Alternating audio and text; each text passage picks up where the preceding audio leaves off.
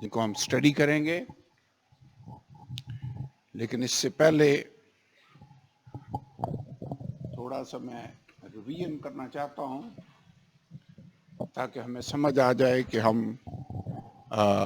Time کے لحاظ سے، ٹائم لائن کے حساب سے ہم کہاں پر ہیں۔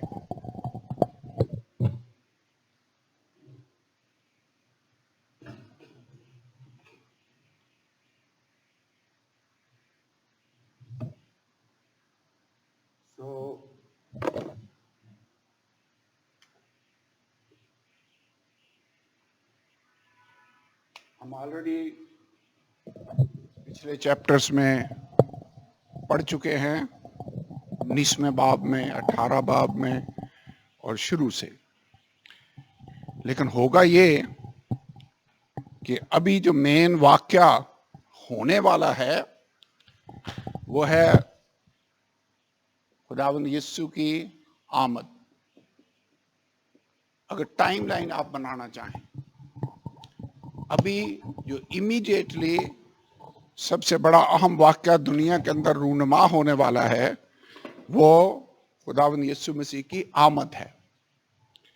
جب مسیح یسوع آئے گا تو ہم نے یہ دیکھا کہ کلیسیا یہاں پر آسمان پر چلی گئی،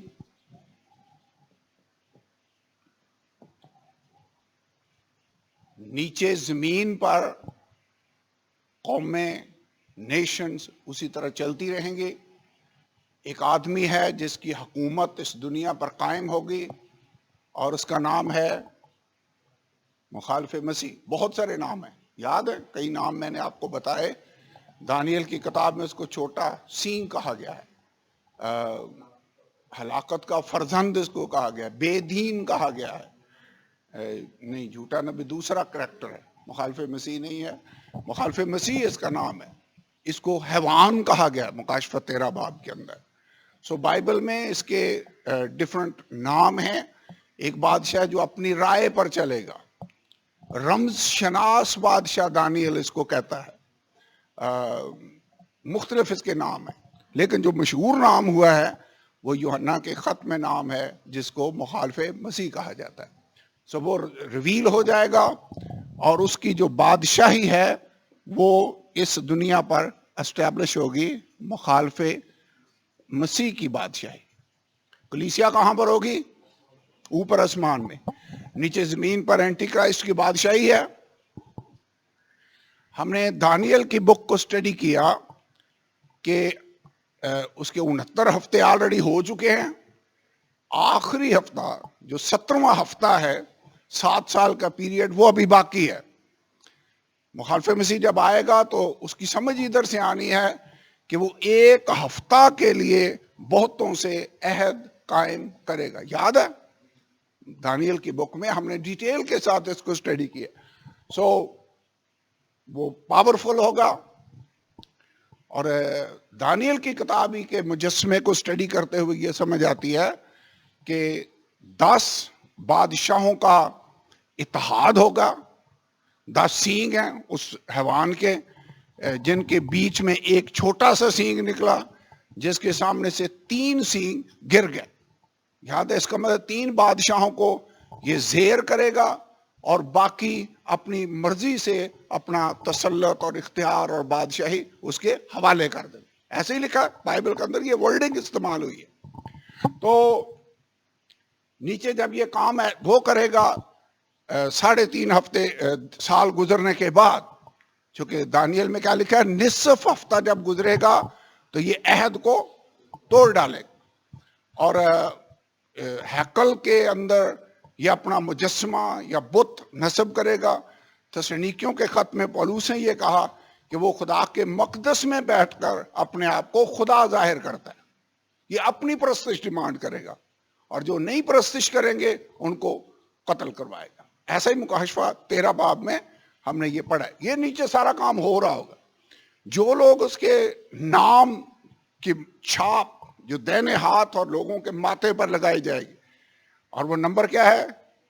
666 مکاشفہ 13 باب میں اس کی ڈیٹیل ہم آلریڈی اسٹڈی کر چکے ہیں۔ تو جو لوگ وہ نمبر لیں گے ان پر خدا کی آفتیں اور غضب نازل ہوگا. اگر آپ دیکھیں مکاشفہ کی کتاب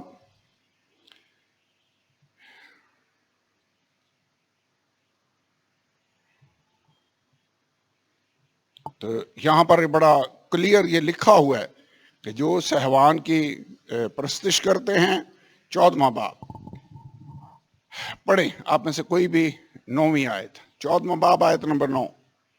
پھر ان کے بعد ایک اور تیسرے فرشتہ نے آ کر بڑی آواز سے کہا کہ جو کوئی اس حیوان اور اس کے بت کی پرستش کرے اور اپنے ماتھے یا اپنے ہاتھ پر اس کی چھاپ لے لے وہ خدا کے قہر کی اس خالص مے کو پیے گا جو اس کے غضب کے پیالے میں بھری گئی ہے اور پاک فرشتوں کے سامنے اور برا کے سامنے آگ اور گندک کے عذاب میں مبتلا ہوگا. یعنی جو لوگ اس کے مور کو لیں گے اور اس کے بت کی پرستش کریں گے ان پر خدا کا قہر اور غضب نازل ہوگا. نیچے وہ موریں 7 موریں جن کو ہم نے اسٹڈی کی ہے وہ 7 پیالے غضب کے پیالے اور 7 نرسنگے یہ ساری آفتیں یہاں پر نازل ہو رہی ہیں.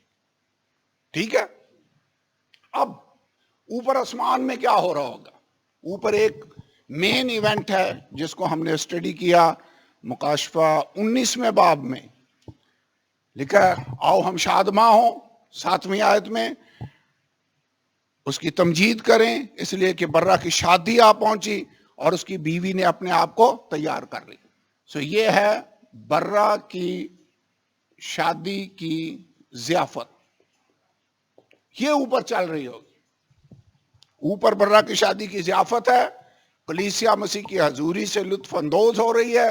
نیچے مخالف مسیح کی بادشاہی ہے جس پر عذاب اور آفتیں اور غضب کے پیالے خدا کے قہر کے پیالے زمین پر نازل ہو رہے ہیں. اب اینڈ میں یہ ہوگا کہ یہ دنیا کے بادشاہوں کو اکٹھا کر کے یروشلم پر اٹیک کریں گے.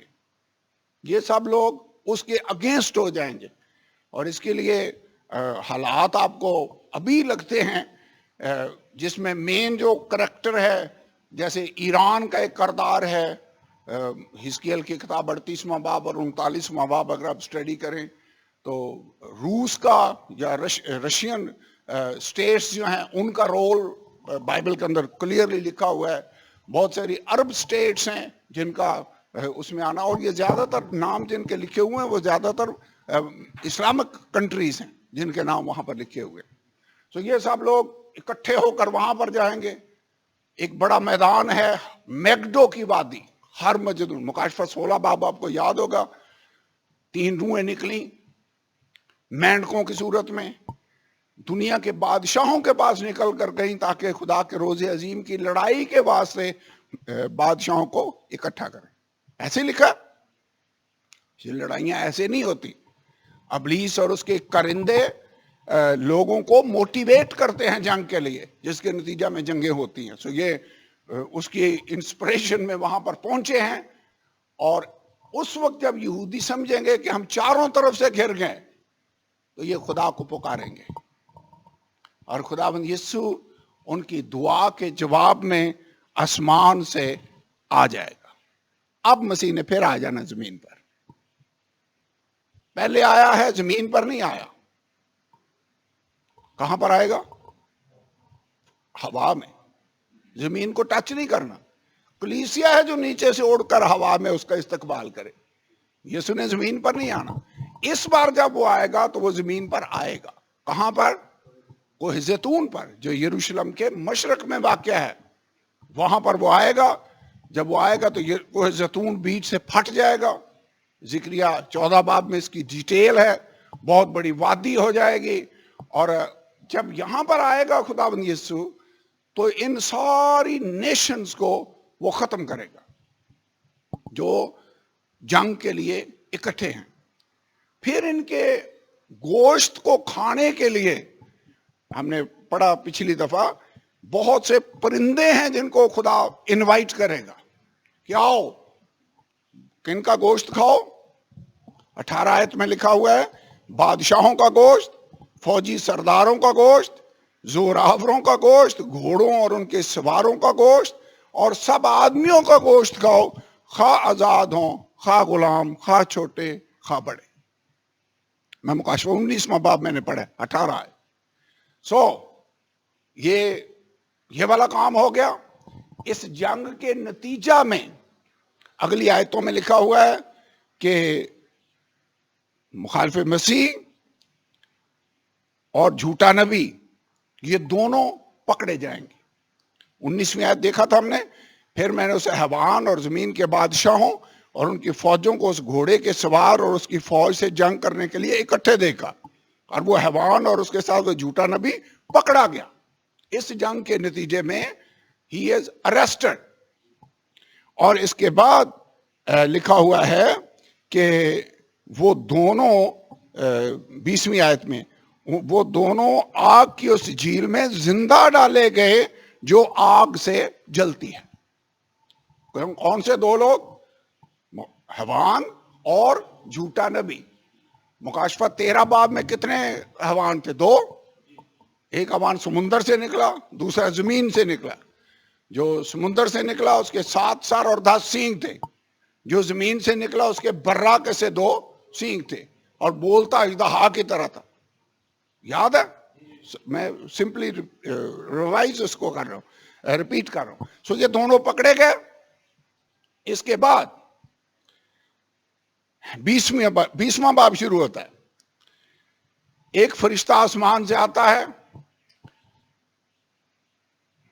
بائبل میں اس کا نام بھی نہیں لکھا ہوا، یہ بھی نہیں لکھا وہ جبرائیل تھا، یہ نہیں لکھا ہوا وہ میکائیل تھا.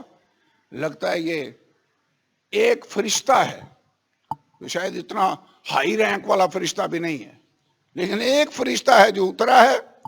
اس کے ہاتھ میں اتھا گڑھے کی کنجی، ایک بڑی زنجیر ہے، اور اس نے اژدہا کو یعنی ابلیس کو، جو شیطان اور ابلیس کہلاتا ہے، 1000 سال کے لیے باندھا اور اسے اتھا گڑھے میں ڈال دیا.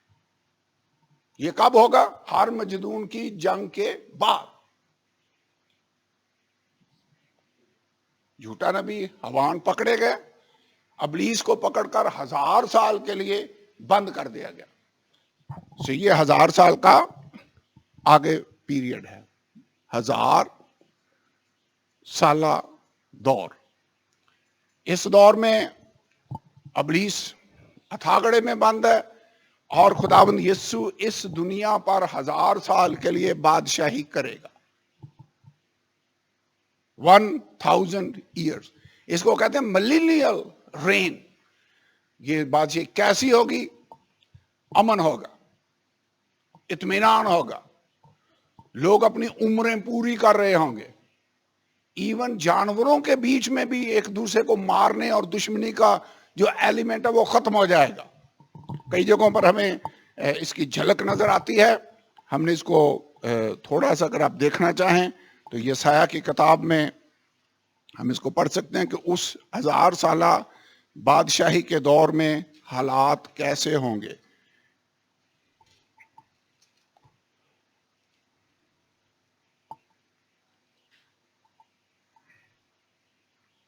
آ, 65 باب یسایہ کی کتاب، اس کا باب نمبر ہے 65.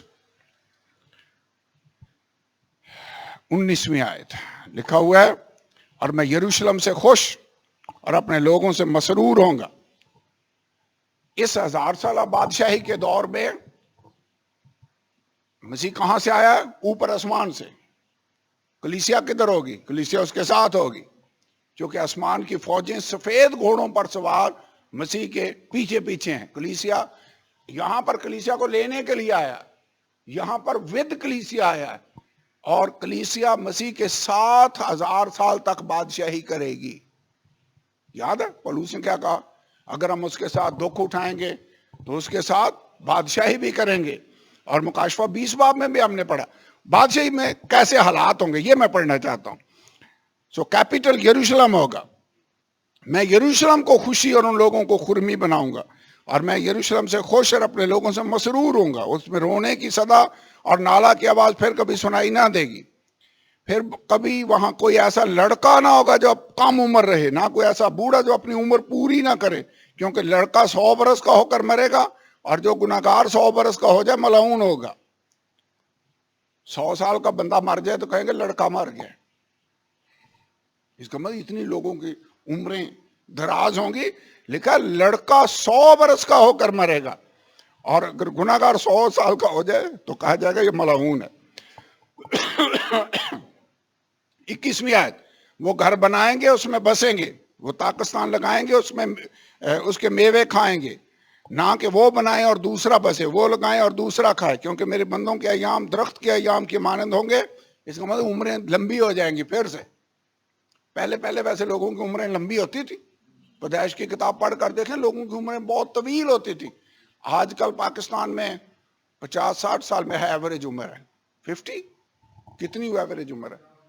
50-60, دیٹ از دی ایوریج. لیکن یہاں پر پھر عمریں دراز ہو جائیں گی. آگے لکھا ہوا ہے کیونکہ میرے بندوں کہ ایام درخت کے ایام کی مانند ہو کہ میرے برگزیدے اپنے ہاتھوں کے کام سے مدتوں تک فائدہ اٹھائیں گے. ان کی محنت بے سود نہ ہوگی, ان کی اولاد ناگہاں ہلاک نہ ہوگی, کیونکہ وہ اپنی اولاد سمیت خدا کے مبارک لوگوں کی نسل ہوں گے. یہ ہلکی سی جھلک ہے. اگلی آیت پڑھیں, 25ویں آیت. بھیڑیا اور برہ اکٹھے چریں گے. اب بھیڑیا اور برہ آج کل کے دور میں اکٹھے رہ سکتے ہیں؟ بھیڑیا فوراً کھا جائے گا. لیکن یہاں پر وہ اکٹھے رہ رہے ہوں گے. شیر ببر بیل کی طرح بھوسا کھائے گا. یہ بھی مجھے لگتا ہے ویجیٹیرین ہو جانا. گوشت نہیں کھائے گا, یہ گھاس کھا رہا ہوگا. اور سانپ کی خوراک خاک ہوگی, یہ خاک کھا رہا ہوگا. اور آگے لکھا وہ میرے تمام کوہ مقدس پر نہ ضرر پہنچائیں گے نہ ہلاک کریں گے, خداوند فرماتا ہے. ویسے یہ دنیا سیاستدان جو اکثر وعدے کرتے ہیں نا, ہمیں ووٹ دو ہم ملک کو ایسا کر دیں گے, وہ تو میرے خیال میں کبھی بھی نہیں کر سکیں گے. یہ پرفیکٹ حالات خداوند یسوع کے دور حکومت میں آئیں گے. اسی لیے یسوع کو پرنس آف پیس کہا جاتا ہے, سلامتی کا شہزادہ ہے. پھر اور بھی کئی حوالہ جات ہیں, اتنا ٹائم نہیں ہوگا کہ میں یہ ساری آیتیں آپ کو پڑھ کر دکھا سکوں.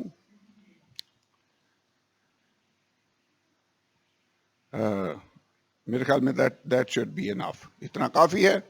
یہ ہم پھر بعد میں جب 1000 سالہ بادشاہی کے دور کو سٹڈی کریں گے تو پھر ڈیٹیل سے آپ کو بتائیں گے. لیکن کہنا میں یہ چاہ رہا ہوں کہ 1000 سال تک مسیح بادشاہی کرے گا. اس 1000 سالہ دور کے اندر ابلیس اتھاگڑے میں بند ہوگا, اور اتنی دیر میں کلیسیا مسیح کے ساتھ بادشاہی کرے گی. لاسٹ ٹائم ہم نے اس کو پڑھا تھا. پھر یہاں پر لکھا ہوا ہے 4 آیت. پھر میں نے 20واں باب اور 4 آیت مکاشفہ, 20ویں باب کے 4 آیت میں لکھا ہے میں نے تخت دیکھے, لوگ ان پر بیٹھ گئے, عدالت ان کے سپرد ہوئی. تختوں پر کس نے بیٹھنا ہے؟ کلیسیا نے, اور خداوند یسوع کا تخت ہوگا. کلیسیا اس کے ساتھ حکومت کر رہی ہوگی, لوگ اس پر بیٹھ گئے, عدالت ان کے سپرد کی گئی. اسی لیے تو پالوس کہتا ہے کیسے یہ ہو سکتا ہے کہ تم اپنے کیس لے کر دنیا دار لوگوں کے پاس جاؤ؟ کیا تم نہیں جانتے ہم فرشتوں کا انصاف کریں گے؟ اگر ہم سے چھوٹے چھوٹے کیس فیصلہ نہیں ہوتے تو دنیا کا انصاف ہم کیسے کریں گے؟ یہی بات ہے جدھر وہ ریفر کر رہا تھا. اس کے بعد لکھا ہوا ہے ان کی روحوں کو بھی دیکھا جن کے ساتھ یسوع کی گواہی دینے اور خدا کے کلام کے سبب سے کاٹے گئے تھے, جنہوں نے نہ اس حیوان کی پرستش کی, نہ اس کے بت کی, نہ اس کی چھاپ اپنے ماتھے یا ہاتھوں پر لی. وہ زندہ ہو کر 1000 برس تک مسیح کے ساتھ بادشاہی کرتے رہے. اتنی دیر تک کلیسیا کے لوگ زندہ ہو کر 1000 سال تک بادشاہی کریں گے. اور جب تک 1000 برس پورے نہ ہو لیے باقی مردے زندہ نہ ہوئے. مسیح کے آنے پر لوگ زندہ ہوں گے. کون سے؟ سب سے پہلے تو وہ جو مسیح میں موئے جی اٹھیں گے, تسنیکیوں کے خط میں لکھا ہوا ہے. پھر اس کے بعد جب تک کلیسیا ادھر تھی, نیچے جن لوگوں نے حیوان کی پرستش نہیں کی, چھاپ نہیں لی, وہ بھی زندہ ہوں گے. تو اس کا مطلب ہے یہ قیامت کی سیکنڈ فیز ہے جو یہاں پر ہوگی. یہ بھی زندہ ہو کر کلیسیا کے ساتھ شامل ہوں گے اور 1000 سالہ دور تک یہ مسیح کے ساتھ بادشاہی کریں گے. اس کے بعد 7ویں آیت, جب 1000 سال ہو جائیں گے تو شیطان کو پھر قید سے چھوڑ دیا جائے گا.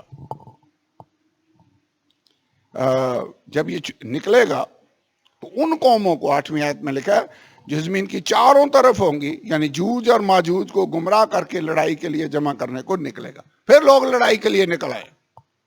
1000 साल दौर में कोई लड़ाई नहीं हुई।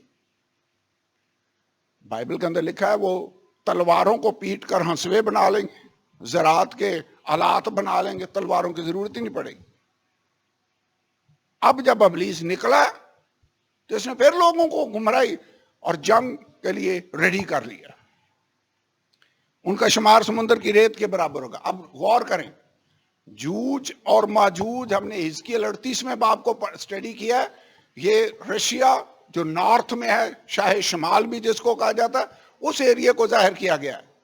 लेकिन यहां पर जूज और माजूज दुनिया के तमाम बादशाहों को जो इसराइल पर अटैक करने के लिए जमा हुए हैं, उनको जूज माजूज कहा गया।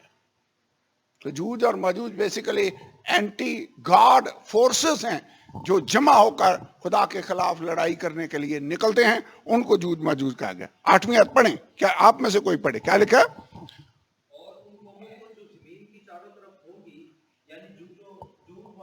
अच्छा, जूज मजूज कौन है? वो कौमें जो जमीन की चार। अब एक जगह की कौम को जूज और मजूज नहीं कहा गया। फर्क समझ आ रहा है? हिजकियेल 38-39 बाब में नॉर्थ का जो किंग है उनको जूज और मजूज कहा गया। यहां पर वो कौमें जो जमीन की चारों तरफ हैं, जूज और माजूज, उनको जमा करके वो निकलेगा, उनको जूज और माजूज कहा गया। ओके, ये बहुत ज्यादा तादाद में होंगी, ये तमाम जमीन पर फैल जाएंगी, ये यरूशलेम को और मुकद्दसों की लश्करगाह को चारों तरफ से घेर लेंगे। वैसे हमारे टेंट शेंट किधर होंगे? मुकद्दसीन भी यरूशलेम में ही होंगे, खुदावंद यीशु भी वहीं होगा। तो इन्होंने घेरना किसको है? यरूशलेम को और मुकद्दसों की लश्करगाह को। अब ये जंग कैसे खत्म होगी? 10 आयत लिखा, 9वीं आयत, और आसमान से आग नाजल होकर उन्हें खा जाएगी। बस, खुदावंद ने कुछ भी नहीं किया, आग आई, सारे लोग खत्म, उनको खा जाएगी। वैसे यहां पर जब यीशु आया तो लोग कैसे मरे थे? उसके मुंह के, बाइबल में क्या लिखा हुआ है? उसके मुंह से 2 धारी तेज तलवार निकलती है कौमों को मारने के लिए। तो यहां यीशु के कहने से लोग मरे हैं, और यहां पर जब फिर जंग के लिए आए हैं तो आसमान से आग नाजिल हुई और लोग मारे गए हैं। आगे लिखा हुआ 10 आयत में, उनको गुमराह करने वाला इब्लीस आग और गंध की झील में चला गया, जहां वो हैवान और झूठा नबी होगा, और वो रात दिन अब्दुल आबाद अजाब में रहेंगे। फिर नहीं निकलना इधर से, पक्के। पहले हैवान और झूठा नबी उधर थे, अब इसको डाल दिया गया है, इब्लीस को। पहले वैसे अथागढ़े में डाला था, लेकिन वो थे सिर्फ 1000 साल। यहां डाला है तो कितनी देर के लिए?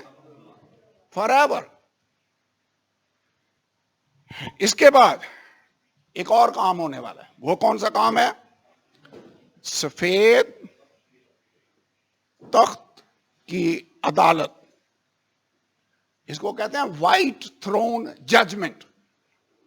व्हाइट थ्रोन जजमेंट किन के लिए है? सब लोगों के लिए, छोटे बड़े, अमीर गरीब, मर्द औरत, whoever that is। और 12 आयत पढ़ें, क्या लिखा है? एक हस्ती है जो तख्त पर बैठी है, तख्त है व्हाइट कलर का, इसलिए इस अदालत का नाम ही रखा हुआ है उलमा ने, व्हाइट थ्रोन जजमेंट। ठीक है, 12 आयत क्या लिखा है? फिर मैंने छोटे बड़े सब मुर्दों को उस तख्त के सामने खड़े हुए देखा। तो ये फाइनल जजमेंट है। हर आदमी को यीशु के तख्ते अदालत के सामने आना पड़ेगा। लिखा जरूर है कि हम सब मसीह के तख्ते अदालत के सामने हाजिर हों और उन अमाल का बदला पाएं जो हमने जमीन पर रहकर किए। करंथियों के खत में लिखा है। तो जिस किसी का नाम किताब हयात में लिखा हुआ ना मिला, वो आग और गंध की झील में डाल दिया गया। That's it. 15 आयत. जिनके नाम लिखे हुए मिल गए उनके लिए खुदा ने स्पेशल जगह बनाई है. वो जगह कौन सी है? नया यरूशलेम. जिनके नाम नहीं मिले उनके लिए कौन सी जगह है? आग और गंधक की. और ये मुझे लगता है एंड हो गया. That's it. Finished.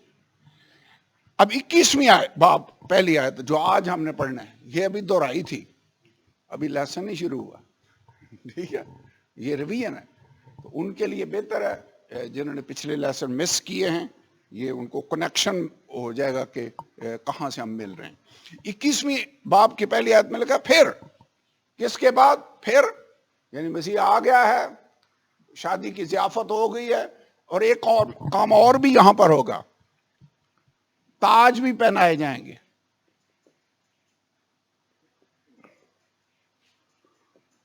ये ताज कलीसिया को पहनाए जाने उनकी खिदमत के एवज में. उसने कहा ना, मैं आने वाला हूं और हारे को देने के लिए अजर मेरे पास है, अजर दिए जाएंगे. पौलुस कहता है ना, मेरे लिए रास्तबाजी का वो ताज रखा हुआ है जिसे आदल मुनसफ मुझे पहनाएगा. ये काम यहां पर होगा. कलीसिया की जजमेंट ऑलरेडी हो चुकी है, इसलिए कलीसिया यहां पर नहीं होगी. हमारी अदालत सलीब पर हो चुकी है. हमारे गुनाहों की सजा खुदावंद यीशु ने उठा ली है. हमने उसको कबूल किया तो हम अदालत से बच गए. अब जो मसीह यीशु में है उन पर सजा का हुक्म नहीं, वो बच गए, आजाद हो गए. अब सफेद तख्त की अदालत होगी. इसके बाद कलीसिया नए यरूशलेम में जाएगी. नया यरूशलेम कैसा होगा, यहां से अभी हम आगे बढ़ेंगे. पढ़िए. फिर मैंने एक नए आसमान और नई जमीन को देखा, क्योंकि पहला आसमान और पहली जमीन जाती रही थी और समुंदर भी ना रहा. फिर मैंने शहर मुकद्दस नए यरूशलेम को आसमान पर से खुदा के पास से उतरते देखा, और वो उस बस इतना काफी है. फिर मैंने एक नए आसमान और नई जमीन को देखा. नया आसमान और नई जमीन.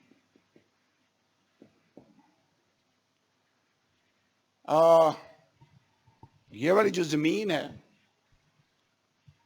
पीछे हमने स्टडी किया कि जमीन पर ऐसा जलजला आने वाला है कि जब से इंसान जमीन पर पैदा हुए ऐसा जलजला नहीं आया.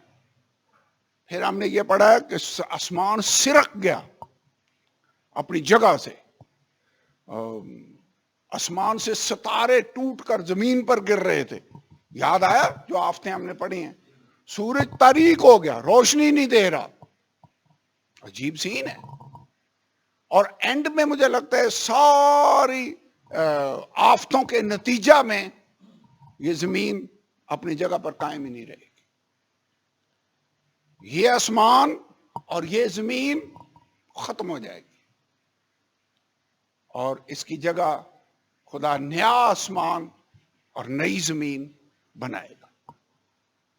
वो पढ़ा क्या लिखा है? फिर मैंने एक नए आसमान और नई जमीन को देखा, क्योंकि पहला आसमान और पहली जमीन फिनिश्ड, जाती रही. इसके लिए 2-4 आयतें मैं चाहूंगा कि हम पढ़ें. सबसे पहले पतरस ने इसके बारे में बयान किया. हवाला लिख लें. 2 पतरस 3 बाब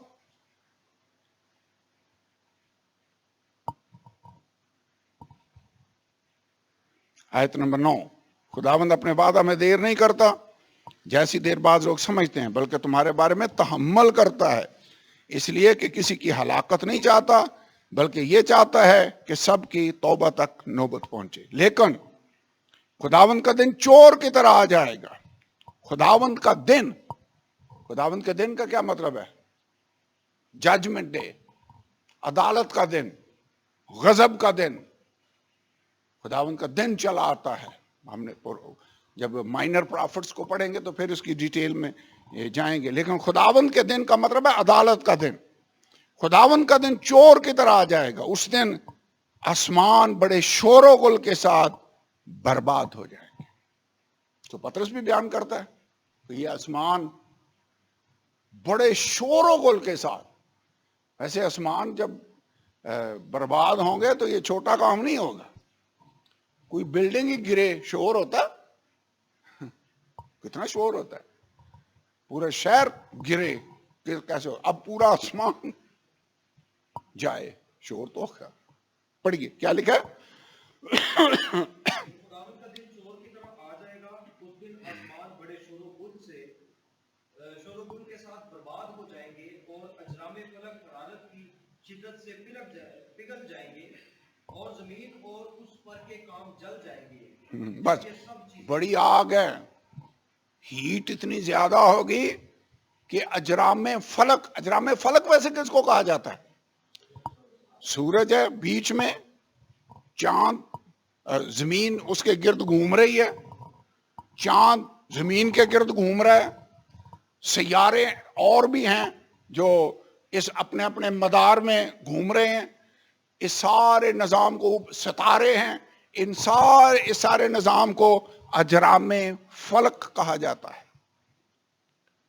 یہ سارے گڑبڑ ہو جائیں، یہ جو ہم نے پڑھا تھا نا کہ ستارے ٹوٹ کر گریں گے، جیسے انجیر کے درخت کو ہلایا جائے تو اس سے پھل گرتا ہے، ایسے ستارے ٹوٹ ٹوٹ کر زمین پر گر رہے ہوں گے۔ پڑھا بائبل میں، یاد آیا؟ مکاشفہ کی کتاب میں لکھا ہوا ہے۔ اور سو پطرس کہتا ہے آسمان اور زمین اور اس کا کام جل جائیں گے۔ جب یہ سب چیزیں اس طرح پگھلنے والی ہیں تو تمہیں اپنے پاک چال چلن اور دینداری میں کیسا کچھ ہونا چاہیے، اور خدا کے اس دن کے آنے کا کیسا کچھ منتظر اور مشتاق رہنا چاہیے جس کے باعث آسمان آگ سے پگھل جائیں گے اور اجرام فلک حرارت کی شدت سے گل جائیں گے۔ اتنی ہیٹ ہوگی۔ ویسے خدا نے وعدہ کیا تھا کہ اب میں دنیا کو پانی سے برباد نہیں کروں گا، واقعی پانی سے برباد نہیں ہوگی۔ اب کیسے ہوگی؟ آگ کے ساتھ۔ یہ دنیا آگ سے برباد ہوگی۔ لیکن 13 آیت پڑھیں، کیا لکھا ہے؟ پطرس کہتا ہے لیکن اس کے وعدہ کے موافق ہم نئے آسمان اور نئی زمین کا انتظار کرتے ہیں جن میں راست بازی بچی رہے۔ اب یہ جو نیا آسمان اور نئی زمین ہے، مجھے نہیں لگتا یہ پرانی زمین کو خدا رینیو کر کے نہیں بنا دے گا، جیسے نیا پاکستان ہم دیکھ رہے ہیں، ایسی بات نہیں ہوگی۔ کئی لوگ کہتے ہیں جی نیا تو نہیں بنا، پرانے کوئی ٹھیک شیک کر کے کام چلا لو، تو یعنی ایسا نیا آسمان اور نئی زمین نہیں ہوگا کہ پرانی کوئی خدا ریکنڈیشن کر کے کہے گا یہ نیا ہے، ایسا نہیں ہوگا۔ مجھے لگتا یہ آسمان اور یہ زمین ٹوٹلی فنا ہو جائے گی، اور ان کی جگہ خدا کیا کرے گا؟ نیا آسمان نئی زمین جس میں راست بازی بچی رہے گی۔ 2 آیتیں اور پڑھتے ہیں۔ ایک تو پطرس نے بیان کیا، یسایہ 65 باب 17 اور 18 آیت۔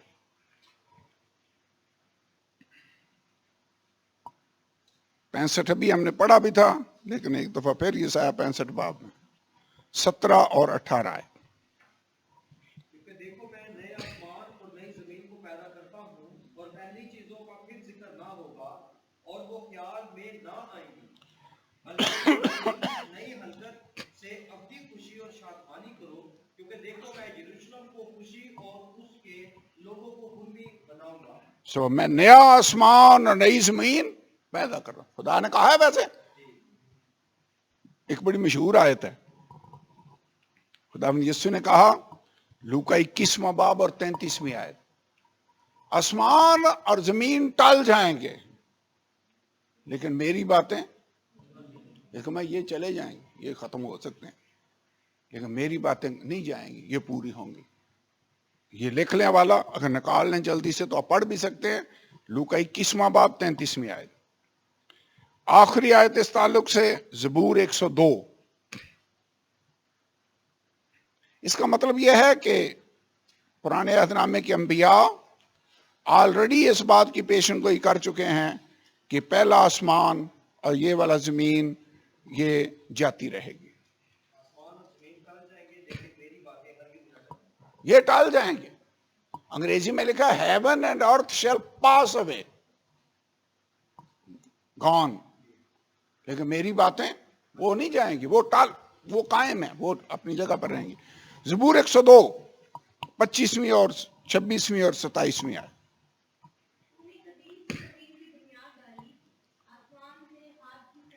سو زمین کی بنیاد ویسے ڈالی کس نے ہے؟ خدا نے ابتدا میں زمین و آسمان کو، تو نے خداوند زمین کی قدیم سے بنیاد ڈالی ہے۔ آگے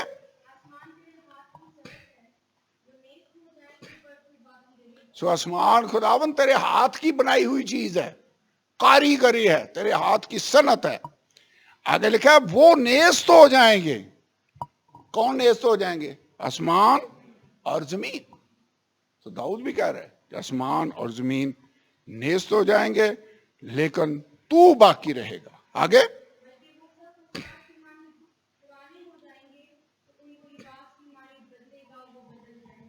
پر تو لا تبدیل ہے۔ خداوند یہ آسمان اور زمین فنا ہو جائیں گے لیکن تو باقی رہے گا۔ اس کے بعد آگے بڑھتے ہیں۔ آسمان کی ایک بات میں آپ کو بتانا چاہتا ہوں۔ بائبل میں تیسرے آسمان کا ذکر ہے، تو اس کا مطلب ہے پہلا آسمان بھی ہے، دوسرا آسمان بھی ہوگا اور تیسرا آسمان بھی ہوگا۔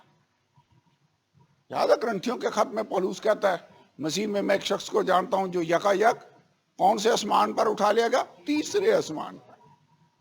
پہلا آسمان تو وہ ہے یہ جو بلو سکائی آپ کو نظر آتا ہے، جہاں جو انسانی آنکھ کی جہاں تک پہنچ ہے، ریچ ہے، یہ پہلا آسمان، فضا جس کو آپ کہہ سکتے ہیں۔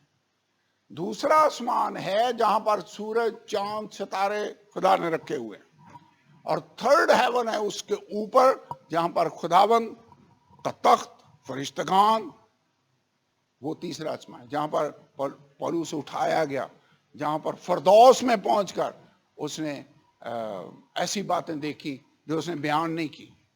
ویسے ہمیں خدا کا شکر نہیں ادا کرنا چاہیے، یوحنا کو خدا نے کہا لکھ لے، پولس کو نہیں پرمیشن دی، اس نے کہا وہ میں بیان ہی نہیں کر سکتا، لیکن یوحنا نے جو کچھ دیکھا اس نے اس کو بیان کر دیا۔ So first heaven, second heaven اور تھرڈ ہیون یہ ہم کہتے ہیں، لیکن فیکٹ یہ ہے کہ یہ سارا کچھ ہی ختم ہونے والا ہے، چونکہ مکاشفہ کی کتاب میں جب ہم پہنچے ہیں تو یہاں یوحنا بیان کرتا ہے پھر میں نے نیا آسمان اور نئی زمین دیکھی، کیونکہ پہلا آسمان اور پہلی زمین جاتی رہی اور سمندر بھی نہ رہا۔ نیوی والے جانتے ہیں سمندر بہت بڑا ہے، چھوٹی چیز ہے سمندر، 3 حصے پانی ہے، دنیا ساری کو دیکھیں، بحر اوکیانوس اور اٹلانٹک اوشن اور جو بڑے بڑے سمندر ہیں، اتنا پانی ہے آدمی کی حیرت گم ہو جاتی ہے۔ لیکن آپ کو پتہ ہے پہلے یہ سارا پانی زمین کے اوپر اور ہر طرف پانی ہی پانی تھا، خدا کی روح پانی کی سطح پر جنبش کرتی تھی، پھر خدا نے اس پانی کو ایک جگہ پر جمع کر دیا اور اس کو سمندر کا نام دیا، جو جگہ بچ گئی خشک اس کو زمین کہا۔ ایسے ہی پڑھا ہم نے پیدائش کی کتاب میں۔ یہ جو نیا آسمان اور نئی زمین بننے والی ہے اس میں سمندر کوئی نہیں ہوگا، there will be no sea۔ ایسا کیسا ہوگا؟ اس میں پانی ہے ہی نہیں، سمندر والا سسٹم ہی کوئی نہیں، زمین ہے اور آسمان ہے۔ there will be no more heaven sea۔ اس کے بعد پھر میں نے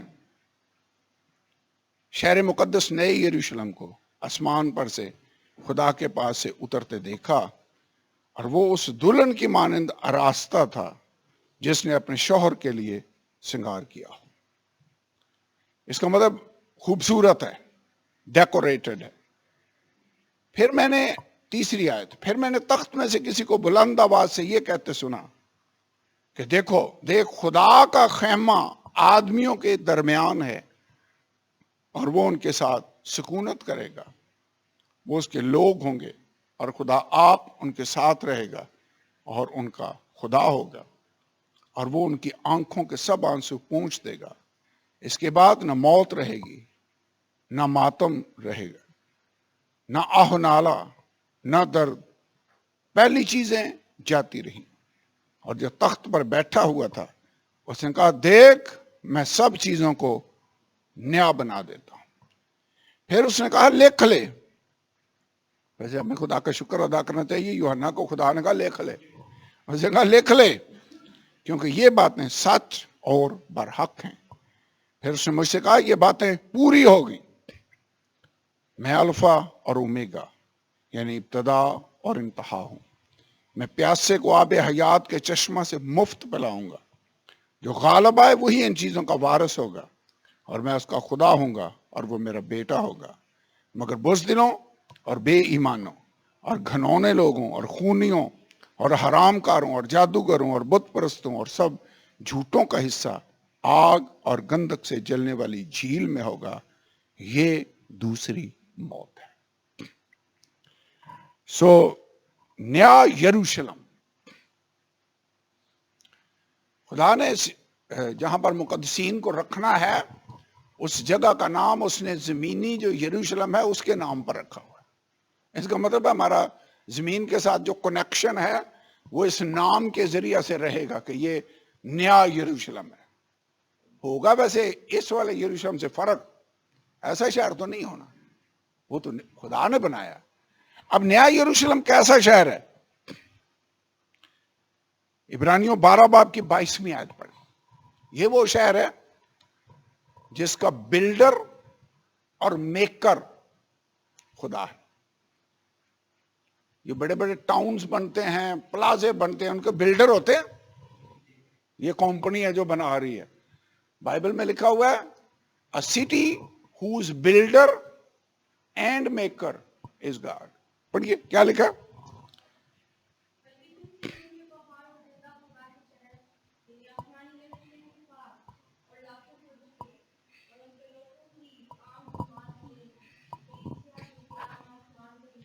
سو آسمانی یروشلم اس کو کہا گیا ہے۔ میرے خیال میں وہ آیت جو میں ڈھونڈ رہا ہوں وہ 11ویں باب میں ہے غالباً۔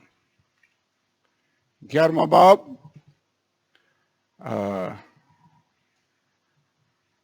جس کا معمار اور بنانے والا خدا ہے۔ 14 آیت، 11ویں باب کی آیت نمبر 14، 9ویں آیت پہلے پڑھتے ہیں۔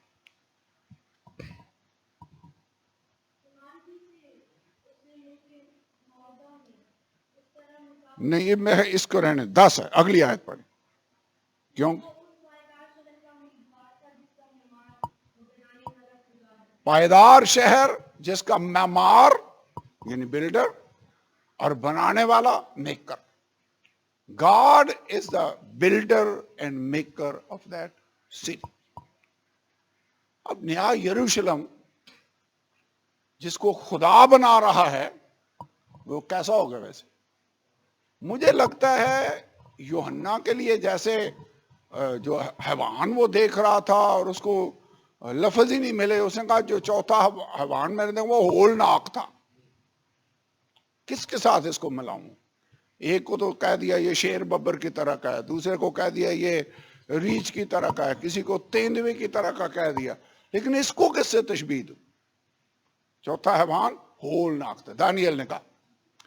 تو یہ جو شہر خدا بنا رہا ہے اپنے لوگوں کے لیے، جس میں راست بازی بچی رہے گی، جس میں خدا کا خیمہ آدمیوں کے درمیان ہوگا، اس کو لفظوں میں بیان کرنا میرے خیال میں مشکل ہے، اور ایون یوحنا کے لیے بھی مشکل ہوگا اس کو ڈسکرائب کرنا۔ اسی لیے مکاشفہ کی کتاب تشبیہوں میں ہے، اس کو آسمانی یروشلم کہا گیا ہے جس کا معمار اور بنانے والا خدا ہے۔ گلتیوں 4 باب کی 26ویں آیت، یہ حوالہ بھی لکھ لیں۔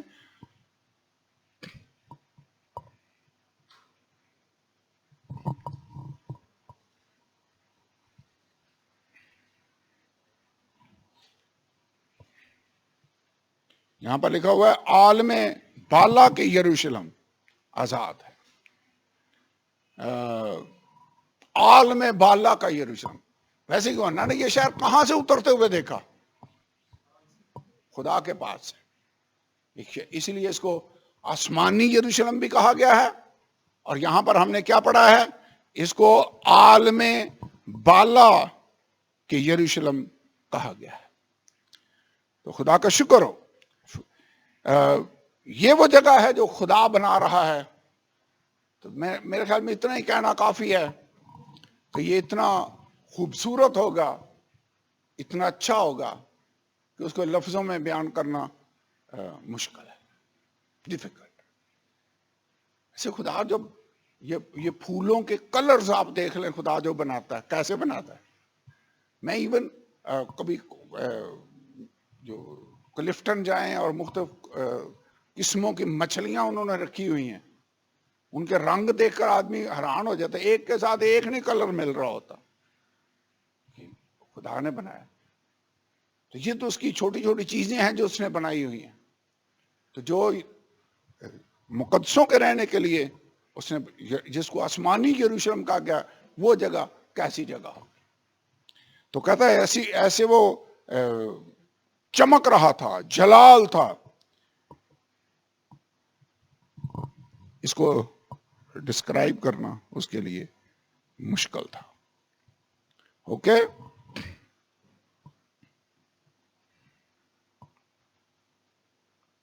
گیارہ 10 آئے، وہ مجھے روم ایک بڑے اونچے پہاڑ پر لے گیا، شہر مقدس، مکاشفہ 21واں باب اور 10 آیت میں پڑھنے لگا۔ وہ مجھے روم ایک بڑے اونچے پہاڑ پر لے گیا، شہر مقدس یروشلم کو آسمان پر سے خدا کے پاس سے اترتے دکھایا، اس میں خدا کا جلال تھا۔ اس شہر میں کیا ہوگا؟ ویسے ہماری جنت ہے کیا؟ خدا کی حضوری، خدا کا جلال، یہ ہماری جنت ہے۔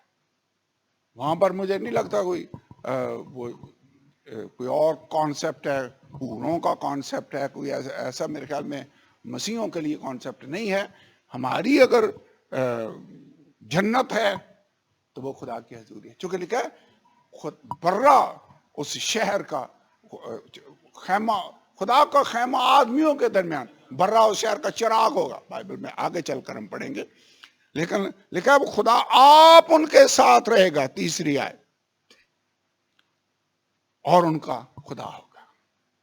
ایسے خدا کی حضوری میں آنے سے خوشی ملتی ہے، اطمینان ملتا ہے، اور جو خدا سے واقعی محبت رکھتے ہیں اور اس کی حضوری کو پہچانتے ہیں، ان کا پھر اس حضوری سے جانے کو دل نہیں کرتا۔ لکھا ہے اس کے بندے دن رات اس کی عبادت کریں گے، اور فرشتگان کے بارے میں لکھا ہوا ہے وہ بغیر آرام لیے دن رات قدوس قدوس قدوس کہہ رہے ہیں، ہیلیلویا کہہ رہے ہیں، اس کی پرستش کر رہے ہیں۔ میرے خیال میں یہ ہمارے یروشلم کی مین جو بیوٹی ہے وہ خدا کا جلال ہے۔ سورج بھی نہیں ہوگا، چاند بھی نہیں ہوگا، اگر کوئی روشنی کا منبع ہوگا تو وہ خداوند یسوع ہوگا، خدا ہوگا جو اس شہر کے اندر ہوگا۔ اور اس نے کہا، میں اترتے اس کو دیکھا، اس میں خدا کا جلال تھا۔ 11 آیت، اور اس کی چمک، برائٹنس، جلال ہے، اور پھر اس کی چمک ایسی ہے، پھر چمک کو اس نے بیان کرنے کی کوشش کی ہے۔ کہتا اس کی چمک نہایت قیمتی پتھر، یعنی اس یشب کی سی تھی جو بلور کی طرح شفاف ہو۔ اس نے خوبصورت قیمتی پتھروں کو کے ساتھ تشبیہ دے کر ان کو بیان کرنے کی کوشش کی، لیکن مجھے لگتا ہے جو مین چیز اس کو سٹرائک کی ہے اس کو دیکھ کر، وہ اس کا جلال تھا اور اس کی چمک، لائٹ۔ ویسے خداوند یسوع جب پولس رسول پر ظاہر ہوا تو جلال تھا، ایسا جلال تھا کہ وہ کہتا ہے ایسا تھا کہ ایسے دوپہر کے وقت سورج چمک رہا ہو، اس سے بھی بلکہ زیادہ گہرا جلال، اور اس کی چمک سے اس کی آنکھیں اندھی ہو گئی اور 3 دن تک وہ کچھ دیکھ نہیں سکا تھا۔ تو چمک، یہاں پر بھی وہ کہتا ہے میں نے اس کا جلال دیکھا اور اس کی چمک ایسی تھی۔ یہ نیا یروشلم ہے۔ اب ایک اور چیز دیکھیں، وہاں پر کیا کیا نہیں ہوگا۔ اس دنیا میں تو بہت کچھ ہے نا، اس دنیا کی چیزوں میں سے کئی باتیں وہاں پر ہوں گی ہی نہیں. کیا نہیں ہے وہاں پر؟ چوتھی آیت، آنسو وہاں پر نہیں ہوں گے. آنسو ہوں گے آسمان میں؟ رونا ہوگا ہی نہیں. ان کی آنکھوں کے سب آنسو خدا پونچھ دے گا. عموماً تو لوگ مر جائے کوئی تو رو رہے ہوتے ہیں نا، یا کوئی بڑا لاس ہو جائے تو رو رہے ہوتے ہیں.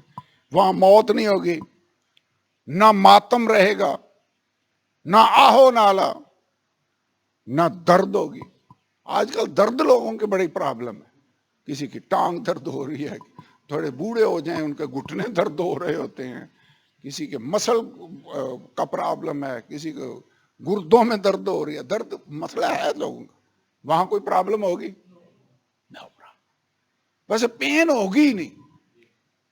کمر کی پین بھی نہیں ہوگی. جن کا قد تھوڑا سا لمبا ہے ان کو روز کمر کا مسئلہ ہی ہوا رہتا ہے. نہ درد، نہ ماتم، یہ چیزیں وہاں پر نہیں ہوں گی.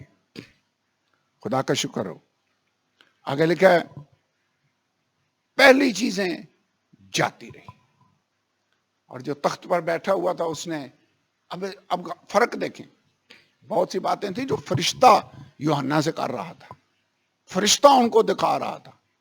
لیکن یہ والی بات ہے جو تخت پر بیٹھا ہوا تھا اس نے ڈائریکٹ خود یوحنا کو بتائی.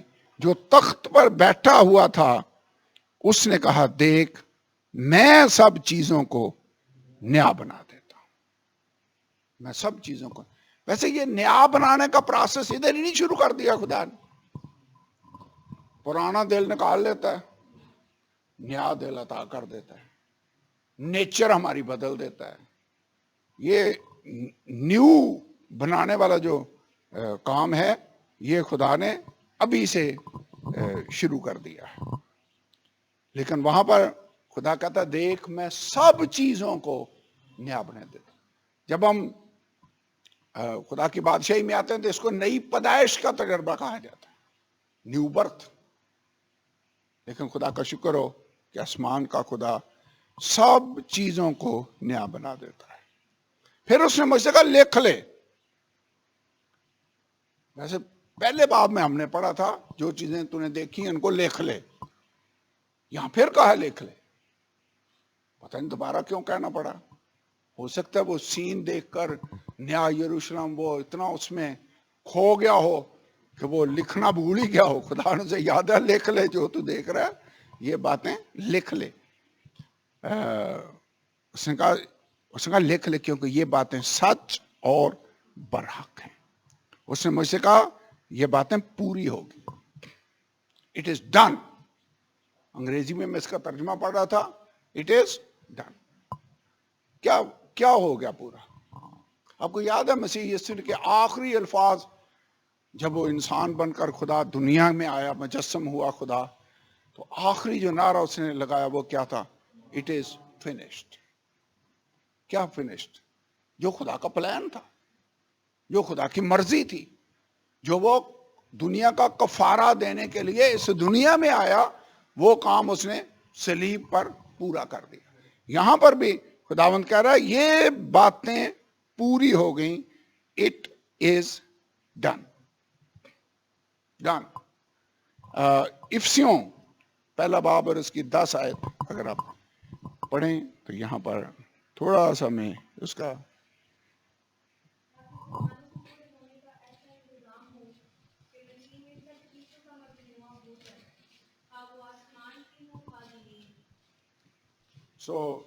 ایسا کام ہو کہ مسیح میں آ کے سب چیزوں کا مجموعہ ہو جائے. یہ ہے خدا کی مرضی.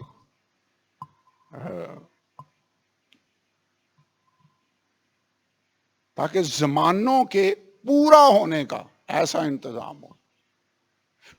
کمپلیشن آف ڈسپنسیشن، یعنی مختلف زمانے پڑھے ہیں نا ہم نے، پیدائش سے شروع کیا ہے. معصومیت کا زمانہ، ضمیر کا زمانہ، اب زمانوں کا پورا ہونا، یعنی ٹائم کے اینڈ کی طرف ہم جا رہے ہیں. کہتا ہے کہ زمانوں کے پورا ہونے کا ایسا انتظام ہو کہ جس میں مسیح میں آ کے ساری چیزوں کا مجموعہ ہو جائے. اسی لیے خدا نے یوحنا سے کہا یہ باتیں پوری ہو گئی. پھر جو تخت پر بیٹھا ہوا اس نے ایک اور بات کہی. اس نے کہا میں الفا اور اومیگا ہوں، یعنی ابتدا اور انتہا. الفا اور اومیگا کا کیا مطلب ہے؟ یونانی زبان کے حروف تہجی میں سب سے جو پہلا لفظ ہے وہ الفا ہے، اور آخری لفظ کون سا ہے؟ اومیگا.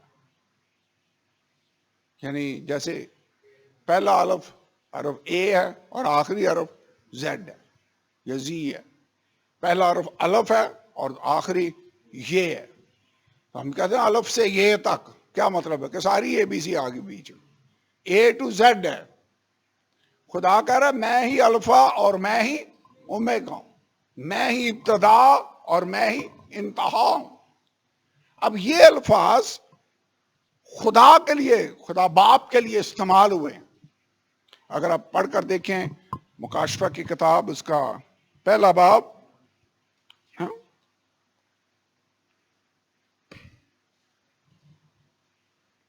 پہلا باب 8ویں آیت، قادر مطلق خدا.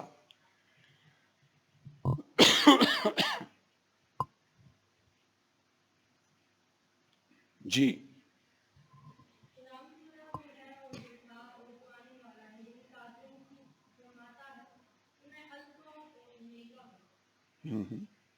میں الفا اور اومیگا ہوں. لیکن یہاں پر خداوند یسوع کے لیے الفا اور اومیگا کے الفاظ استعمال ہو. جس سے کیا ثابت ہوتا ہے کہ یسوع خدا ہے. اگر خدا کسی کو نظر آئے گا تو وہ یسوع کے وسیلہ سے ہی نظر آئے گا، کیونکہ بائبل میں کیا لکھا ہے؟ خدا کو کبھی کسی نے نہیں دیکھا، اکلوتا بیٹا جو باپ کی گود میں اسی نے ظاہر کیا. ویسے انسان کے اندر اتنی کیپیسٹی نہیں ہے کہ خدا کو دیکھ سکے. خدا اگر نظر آئے گا تو وہ یسوع کے وسیلہ سے ہی وہ دیکھ سکتا ہے. تو اسی لیے ویسے جب خدا جسم اس دنیا میں آیا تو وہ کامل انسانی صورت میں تھا.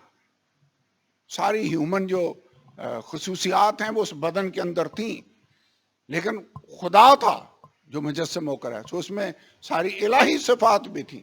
اس لیے کئی جگہوں پر آپ کو وہ انسان کی صورت میں نظر آتا ہے، کئی جگہوں پر خدا ہوتے ہوئے وہ کلام کرتا ہے.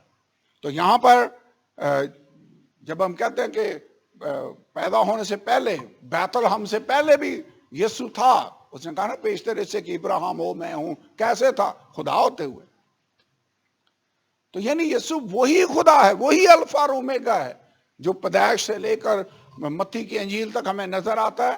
وہی مجسم ہو کر آیا ہے تاکہ انسان اس کو دیکھ سکے اور وہ انسان کا کفارہ دے سکے، کیونکہ خدا کو کفارہ دینے کے لیے انسان بننا پڑا. انسانی صورت میں ظاہر ہوا، کلام مجسم ہوا. اس میں کلام لئی کہ دینداری کا بھید تو بڑا، یعنی خدا جو جسم میں ظاہر ہوا. تimotheus کے خط میں لکھا ہوا ہے. تو خدا مجسم ہوا، اس لیے اس کے لیے وہی الفاظ یوز ہو رہے ہیں جو یہوہ خدا کے لیے پرانے عہد نامے میں استعمال ہوئے. ہم نے جب تعلیم بائبل کو پڑھا تھا تو یاد ہے ہم نے اس پوائنٹ کو ڈیٹیل کے ساتھ دیکھا کہ اولڈ ٹیسٹمنٹ کا یہوہ اور نیو ٹیسٹمنٹ کا یسوع ایک ہی خدا ہے. Same God. میں جو ہوں سو ہوں. اگر وہ پرانے عہد نامے میں اپنا نام بتاتا ہے تو نئے عہد نامے میں وہی ہے جو میں ہوں ہونے کا دعویٰ کرتا ہے. میں ہوں، آئی ایم. اینی وے یہ بڑی اہم بات ہے.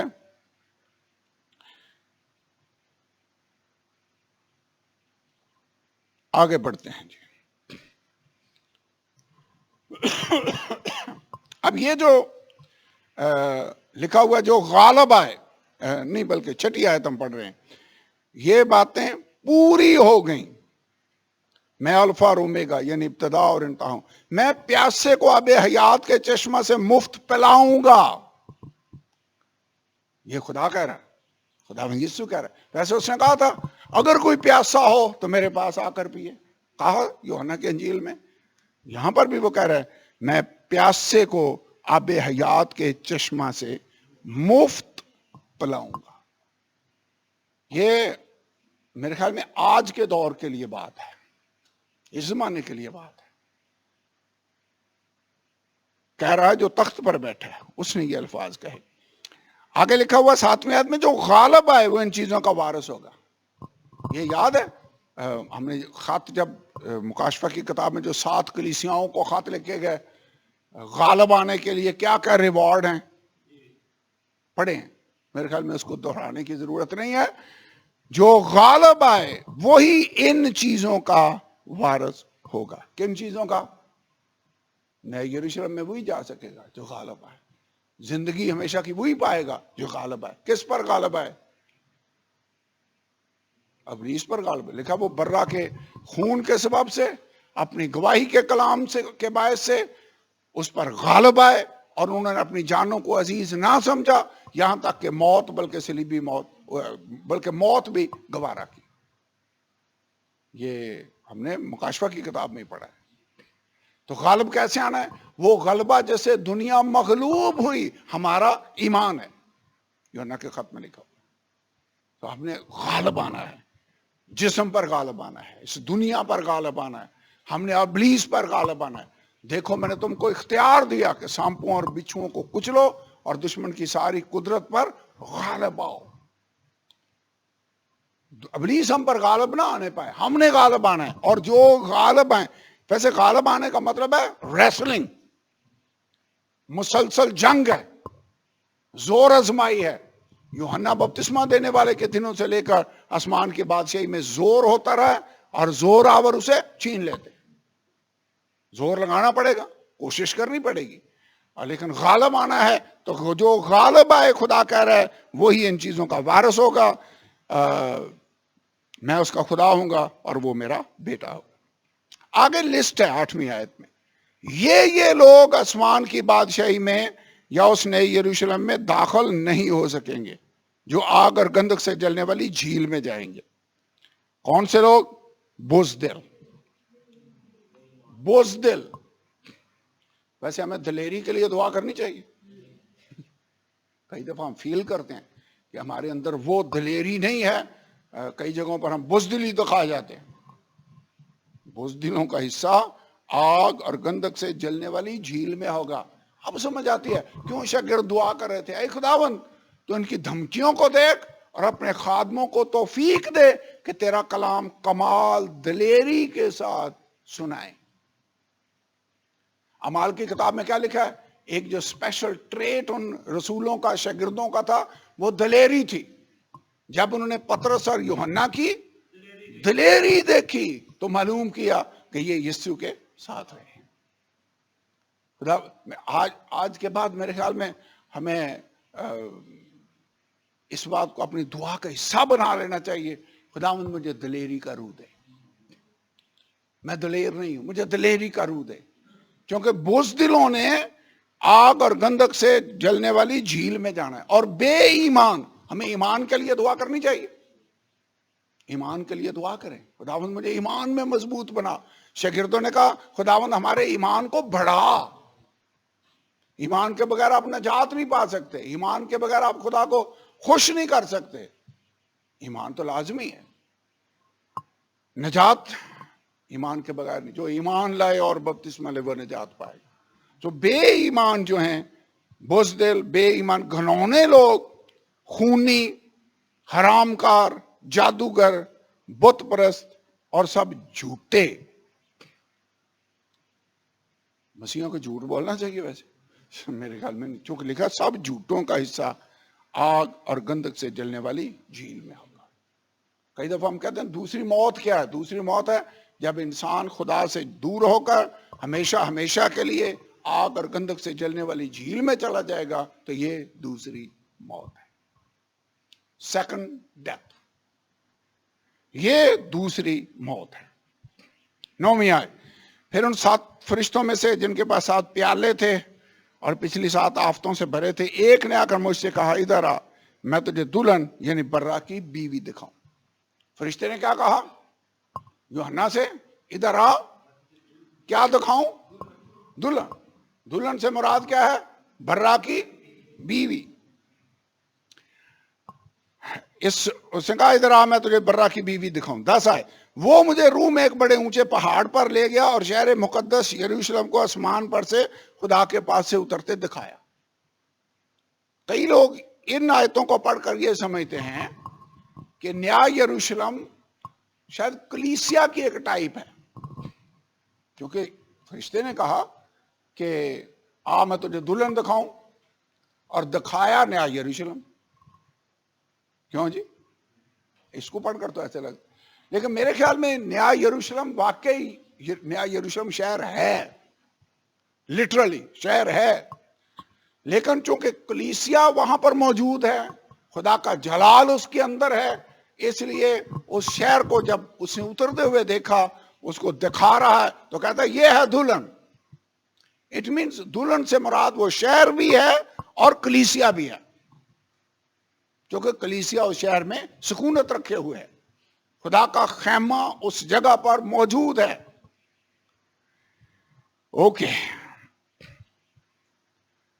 اس میں خدا کا جلال تھا، یہ آیت ہم آلریڈی پڑھ چکے ہیں. اس کی چمک نہایت قیمتی پتھر، یعنی اس یشب کی سی تھی جو بلور کی طرح شفاف ہو. اس کی یہ جو پتھر ہیں قیمتی، ان کو اس نے ان کا سہارا لیا، اس کی خوبصورتی اور چمک کو بتانے کے لیے ان کے ساتھ تشبیہ دی. ویسے جیسا میں نے شروع میں کہا، یہ ایسا شہر ہے جس کو الفاظ میں ڈسکرائب کرنا مشکل ہے. جیسے وہ جنگوں کا دیکھتا ہے، اور ایک پہلی صدی کا بندہ ہو، یوحنا فرسٹ سینچری میں تھا، اور اس 2023 کے اندر جو ہتھیار ہیں ان کو وہ ڈسکرائب کرے گا تو کیسے کرے گا؟ مشکل نہیں ہوگا. ایٹم بم کو کیسے ڈسکرائب کرے گا، یا میزائل کو کیسے کرے گا، یا وہ تو اپنے لفظوں میں بتائے گا اس کو. تو یہاں پر اس کے لیے مشکل ہے، تو اس نے ان پتھروں کا سہارا لیا. اوکے، 13ویں آیت پڑھتے ہیں. لکھا اور اس کی شہر پناہ بڑی اور بلند تھی. اس شہر کے گرد کیا ہے؟ دیوار ہے، بہت بڑی دیوار ہے. اگر اس کو کلیسیا کہیں تو میرے خیال میں کلیسیا کے لیے بھی خدا نے باؤنڈری لگائی ہوئی ہیں کہ یہاں تک جانا ہے، آگے نہیں جانا، یہ کام کر سکتے ہو، یہ والے نہیں کر سکتے. خدا لائن لگاتا، باغ عدن میں ہی لگا دی تھی. ایسا کہ یہ والا پھل جو ہے درخت ہے، اس کا پھل نہیں کھانا، باقی سارے درختوں کا پھل تم کھا سکتے ہو. لائن لگا دی. باؤنڈری خدا لگاتا ہے. انسان ویسے بائی نیچر باؤنڈریز پسند نہیں کرتا، لیکن خدا باؤنڈریز لگاتا ہے. لیکن یہ شہر پناہ ہے، بڑی بلند ہے. مجھے لگتا ہے یہ ایسے کھلا ہی نہیں ہے کہ پوری کائنات ہی ہے. مجھے لگتا ہے کہ اسپیسیفک خدا نے باؤنڈری بنا دی ہے کہ یہ ہے وہ جگہ جہاں پر میری حضوری ہوگی، میری کلیسیا ہے جو یہاں پر رہے گی. یہ نہیں ہے کہ دیوار لگانی پڑی کہ باہر سے کوئی اندر نہ آ جائے. باہر کوئی اس کو کراس تو کر ہی نہیں سکتا. جہاں خدا کا جلال، خدا کی حضوری ہے، وہاں کوئی انٹر ہو سکتا ہے؟ ہو ہی نہیں سکتا. لیکن یہ باؤنڈری مجھے لگتا ہے اس کی لمٹ بنائی ہے خدا نے کہ کلیسیا یہاں تک رہے گی. ویسے خدا جب کوئی سینا پر اترا تھا تو وہاں پر بھی اس نے نیچے باؤنڈری لگا دی تھی.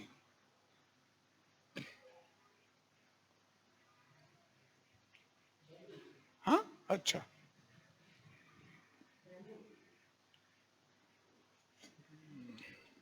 بیل تو دروازہ تو کھلا ہوا ہے. اوکے، یہ تو تھی شہر پناہ اور بلند تھی. اس کے 12 دروازے. پورے شہر کے دروازے کتنے؟ 12. 3 مشرق، آگے ڈیٹیل لکھی ہوئی ہے. ہر دروازے پر فرشتہ ہے. 12 دروازوں پر فرشتے کتنے ہیں؟ 12. اور ان پر بنی اسرائیل کے 12 قبیلوں کے نام لکھے ہوئے تھے. ہر دروازے پر اسرائیل کے 12 قبیلوں کے نام ہیں. ہر دروازے پر ایک نام لکھا ہوا ہے. ایسے لگتا ہے خدا بنی اسرائیل کو اور ان قبیلوں کو، ان 12 لوگوں کو کبھی بھی فراموش نہیں کرتا. دروازوں پر ان کے نام لکھے ہوئے ہیں. 3 دروازے مشرق کی طرف، 3 دروازے شمال کی طرف، 3 دروازے جنوب کی طرف، 3 دروازے مغرب کی طرف. اس شہر پناہ کی 12 بنیادیں تھیں اور ان پر برہ کے 12 رسولوں کے نام لکھے ہوئے تھے. بنیاد آپ کسی بھی دیوار کی بنیاد ڈالتے دیکھا، ایک ردہ رکھتے ہیں، پھر دوسرا، پھر تیسرا. اس کی بنیاد 12 بنیادیں تھیں اس شہر پناہ کی، اور ہر ایک بنیاد کے اوپر رسول کا نام لکھا ہوا ہے. 12 بنیادیں ہیں، 12 رسولوں کے نام لکھے ہوئے ہیں. کون سے 12 رسول؟ جو خداوند یسوع کے 12 رسول تھے، جن کو اس نے چنا، ان کے نام لکھے ہوئے ہیں. آج کل بھی بہت، میرے خیال میں نبی، رسول، استاد، چرواہے آج کل بھی کلیسیا کے اندر ہیں، لیکن یہ یہاں پر برہ کے 12 رسولوں کے ناموں کا ذکر ہے. یہ والے آج کے جو رسول ہیں وہ ان سے فرق کیٹیگری میں آ جاتے ہیں. وہ اوریجنل 12 ڈسائپلز ہیں، 12 رسول ہیں جن کو خداوند نے چنا. جو میں سے کہہ رہا تھا، اس کے پاس شہر اور اس کے دروازوں اور اس کی شہر پناہ کے ناپنے کے لیے ایک پیمائش کا آلہ یعنی سونے کا گز تھا. ویسے وہاں تو ناپنے کے لیے بھی، وہ آپ کو بھی مارکیٹ میں گئے ہیں، وہ کپڑا جس سے ماپتے ہیں گز سا ہوتا ہے. ہمارے ملک میں تو وہ سٹیل کا بنا ہوتا ہے گز، ادھر گز بھی سونے کا بنا ہوا ہے. اس کے فرشتے کے ہاتھ میں پیمائش کا آلہ یعنی سونے کا گز تھا، اور وہ شہر چکور واقع ہوا ہے. چکور کا کیا مطلب ہے؟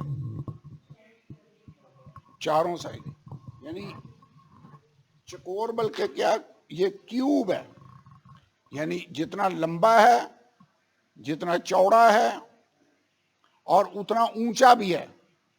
اس کی اونچائی بھی ہے ایسے، جتنا لمبا ہے، جتنا چوڑا ہے، اور جتنا اونچا ہے. اور کتنا لمبائی، چوڑائی اور اونچائی ایک جیسی ہے. یعنی جتنا لمبا ہے اتنا ہی چوڑا ہے، اور جتنا چوڑا ہے اتنا ہی اونچا بھی ہے یہ شہر پر. اور وہ شہر چکور واقع ہوا، اس کی لمبائی چوڑائی کے برابر تھی. اس نے شہر کو اس گز سے ناپا تو 12,000 فرلانگ نکلا. کتنا ہے؟ 12,000. یہ ہے 12,000 فرلانگ. ایک میل میں کتنے فرلانگ ہوتے ہیں؟ یاد ہے جو پرانا میتھ پڑھتے رہے، 8 فرلانگ کا ایک میل ہوتا تھا. ٹھیک ہے جی، آج کا کلومیٹر آ گئے، لیکن پہلے میل ہوتے تھے. تو 8 سے اس کو تقسیم کریں تو کتنے بن جائیں گے؟ 1500. 1500 میل. 8 سے میں نے تقسیم کیا. یہ بھی یاد رکھنا، 8 فرلانگ کا ایک میل ہوتا ہے. ٹھیک ہے، تو کتنے میل بن گئے؟ 1500 میل، 1500 میل. اور کلومیٹر میں اگر کنورٹ کریں تو 2400 کلو میٹر. یہاں سے کراچی کتنا کلومیٹر؟ 1500 کلومیٹر ہے، لیکن یہ کراچی سے بھی آگے ہے. یہ تو میرے طرح دبئی تک ہوگا. ہاں،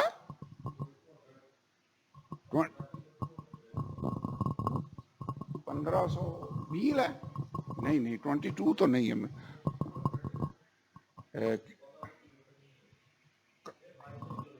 2200 ہے. نہیں، مجھے تو کم لگتا ہے. 2200، 2000 کلومیٹر تو نہیں ہے. یہاں سے 16-17 گھنٹے میں تو بس پہنچ جاتی ہے. کوئٹہ 12-1300. چلو اس کی ڈسکشن میں نہیں پڑھتے.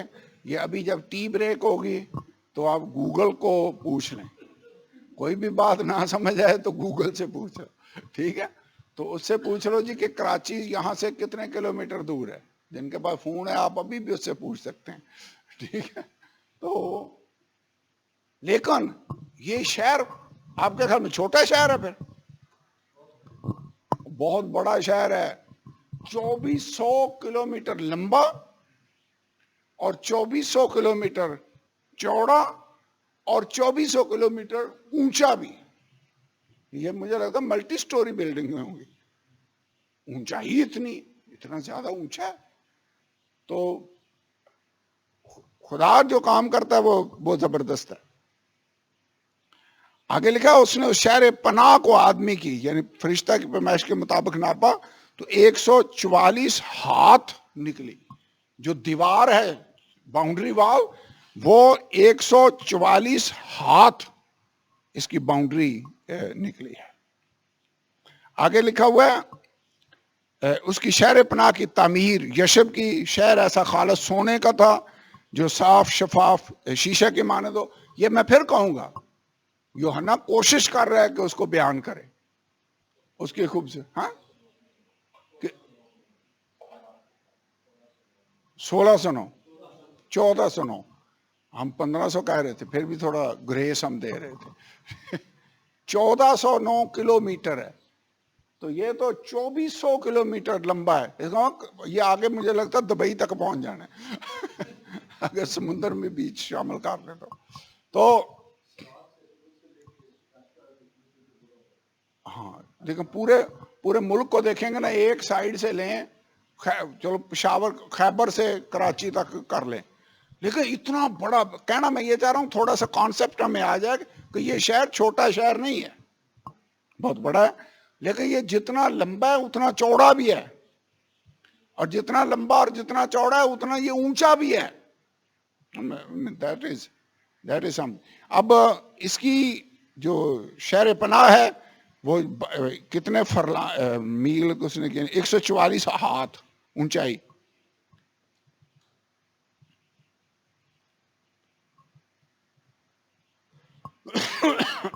ایک 144 ہاتھ. ایک ہاتھ 1.5 فٹ کا یا 2 فٹ کا ہوتا تھا. ہاتھ یہاں سے یہاں تک گنتے تھے اندازاً ایوریج 1.5 فٹ کا گنتے ہیں یا بندے بہت ہی لمبے ہوں تو 2 فٹ کا گن لو لیکن 1.5 سے 2 فٹ کے درمیان. لیکن عام آدمی 1.5 فٹ گنا جاتا ہے تو 1.5 فٹ کو 144 سے ملٹیپلائی کریں تو کتنا ہوگا جو 2 سے کر لو میتھ ایزی ہو جائے. 144 کو 2 سے کریں 288 اتنے فٹ یہ اونچی ہے دیوار. یہ لکھا نہیں ہوا شہر پناہ کو آدمی یعنی فرشتہ کی پیمائش کے مطابق ناپا تو 144 ہاتھ نکلی. 144 ہاتھ کیا ہے دیوار کی اونچائی یا اونچائی لگتا ہے اونچائی شہر پناہ ہاں اونچائی ہوگی. اور اس کی شہر پناہ کی تعمیر یشب کی سی تھی. شہر ایسا خالص سونے کا تھا جو شفاف شیشے کی مانند ہو. شہر کی شہر پناہ کی بنیادیں ہر طرح کے جواہر سے آراستہ تھیں. پہلی بنیاد یشب کی, دوسری نیلم کی, تیسری شب چراغ کی, چوتھی زمرد کی, پانچویں عقیق کی, چھٹی لال کی, ساتویں سنہرے پتھر کی, آٹھویں فروزہ کی, نویں زبرجد کی, 10ویں یمنی کی, 11ویں سنگے سنبلی کی, 12ویں یاقوت کی. 12 دروازے 12 موتیوں کے تھے. ہر دروازہ ایک موتی کا. موتی کتنا بڑا ہوگا کہ شہر کا دروازہ ایک ہی موتی کا بنا ہوا ہے. That would be big. شہر کی سڑک صاف شفاف شیشہ کی مانند خالص سونے کی تھی. ویسے آج کل جتنا سونا مہنگا ہوتا جا رہا ہے روز یہ آیت پڑھ کے آپ تسلی دے سکتے ہیں اپنے آپ کہ وہاں تو سڑکیں سونے کی ہونی ہیں تو ہمیں کیا جتنا مرضی مہنگا ہو جائے نو پرابلم. ہم نے تو سونے کی سڑکوں پر چلنا ہے. اور میں نے اس میں کوئی مقدس نہ دیکھا اس لیے کہ خداوند خدا قادر مطلق اور برا اس کا مقدس. ویسے وہاں ٹیمپل کوئی نہیں ہوگا. کیوں؟ ٹیمپل میں قربانیاں دینی ہیں ٹیمپل میں اس کی تو وہاں خدا ہر جگہ موجود ہے. تو خدا لکھا کیونکہ برا ہی اس کا مقدس ہے. اس شہر میں سورج یا چاند کی روشنی کی کچھ حاجت نہیں کیونکہ خدا کے جلال نے اسے روشن کر رکھا ہے اور برا اس کا چراغ ہے. روشنی کی ضرورت ویسے لوڈ شیڈنگ میں نہیں ہوگی بجلی کدھر جانی ہے بھائی خداوند اس کو روشن. مجھے لگتا سورج بھی نہیں ہوگا نہ چاند ہوگا. خدا کا جلال اس شہر کو روشن کیے ہوئے ہے. مجھے لگتا ہے کہ یہ لفظوں میں پھر ریپیٹ کر رہا ہوں لفظوں میں اس کو بیان کرنا ناممکن ہے. کوشش یوحنا نے ضرور کی ہے. آگے 24ویں آیت، اور قومیں اس کی روشنی میں چلیں گی پھریں گی، اور زمین کے بادشاہ اپنی شان و شوکت کا سامان اس میں لائیں گے، اس کے دروازے دن کو ہرگز بند نہ ہوں گے، رات وہاں نہ ہوگی، اور لوگ قوموں کی شان و شوکت اور عزت کا سامان اس میں لائیں گے، اس میں کوئی ناپاک چیز یا کوئی شخص جو گناہوں کام کرتا یہ جھوٹی باتیں گھڑتا ہے ہرگز داخل نہ ہوگا، مگر وہی جن کے نام برہ کی کتاب حیات میں لکھے ہوئے۔ وہاں پہنچنا کس کس نے ہے؟ جن کے نام برہ کی کتاب حیات میں لکھے ہوئے ہیں۔ جو گناہوں کام کرتا ہے، جو ناپاک ہے، ان کی لسٹ پہلے ہی ہم دیکھ چکے ہیں، وہ وہاں پر نہیں جائیں گے بلکہ وہ آگ اور گندک سے جلنے والی جھیل کے اندر جائیں گے۔ اس کے دروازے دن کو ہرگز بند نہ ہوں گے، دن کو بند نہیں ہوں گے، رات ہوگی نہیں۔ تو اس کا کیا مطلب ہے؟ کہ دروازے ہمیشہ کھلے رہیں گے۔ اس کے دروازے دن کو ہرگز بند نہ ہوں گے اور رات وہاں پر نہ ہوں گی۔ مشکل کوشچن ہے 24ویں آیت، قومیں اس کی روشنی میں چلیں پھریں گی۔ قومیں، یہ جو نیا یروشلم روشن ہے اس کی روشنی میں چل پھر رہی ہیں۔ میرے ذہن میں جو کوشچن تھا یہ تو کہ یہ قومیں کون سی رہ گئی ہیں؟ بھئی وہ تو سارا کچھ ختم ہو گیا۔ کیوں جی بھائی ارشد؟ کیڑیاں قوماں؟ جو جس کا نام کتاب حیات میں لکھا ہوا نہیں ملا وہ تو آگ اور گندک کی جھیل میں ڈال دیا گیا ہے۔ جو جن کے نام لکھے ہوئے ملے ہیں وہ نئے یروشلم میں پہنچ گئے ہیں۔ تو کون سی قومیں ہیں جو اس کی روشنی میں چلیں گی؟ اور لکھا ہوا ہے کہ جو زمین کے بادشاہ ہیں، 24ویں آیت، زمین کے بادشاہ اپنی شان و شوکت کا سامان اس میں لائیں گے۔ اب کوئی جو ناپاک ہے یا جس کا نام لکھا ہوا نہیں وہ تو شہر میں داخل ہو ہی نہیں سکتا، تو شان و شوکت کا سامان کیسے اندر لائیں گے؟ میرے خیال میں اس کا سمپل سا حل جو مجھے نظر آتا ہے وہ یہ ہے کہ یہ شہر صرف آنے والے اس نئے یروشلم کو ہی نہیں، کلیسیا کو بھی ظاہر کر رہا ہے۔ کلیسیا جب اس نے کہا میں تجھے برہ کی دلہن دکھاؤں تو وہ شہر دکھایا گیا۔ اس میں صرف آنے والے حالات و واقعات ہی نہیں لکھے ہوئے، کلیسیائی دور کی طرف بھی ریفرنس ہے، جو پیاسا ہو وہ آئے اور آب حیات مفت لے، خداوند کہہ رہا ہے۔ یہ اس وقت کی بات نہیں ہے، یہ آج کے دور کے ساتھ تعلق رکھتی ہے۔ تو یہ قومیں جو اس میں شان و شوکت کا سامان لائیں گی، اس کی ہلکی سی جھلک ہمیں مسیح کے 1000 سالہ بادشاہی کے دور میں نظر آتی ہے۔ جو اس دور میں وہ قومیں جو قربانی چڑھانے کے لیے وہاں پر نہیں جائیں گی، یروشلم میں وہاں پر بارش نہیں ہوگی، لوگ اپنے ہدیے اور نذرانے یروشلم میں لایا کریں گے، کہیں گے آؤ یعقوب کے خدا کے گھر کو چلیں، اس پہاڑ پر جائیں، کیونکہ یروشلم میں خداوند خدا ہوگا۔ لکھا ہے شریعت صہیون سے اور خدا کا جلال یروشلم سے جاری ہوگا۔ اب اس وقت 1000 سالہ بادشاہی کے دور کے اندر قومیں وہاں پر ہدیے اور نذرانے اور یہ چیزیں لا رہے ہیں۔ یسایہ 60 باب 11 آیت پڑھیں۔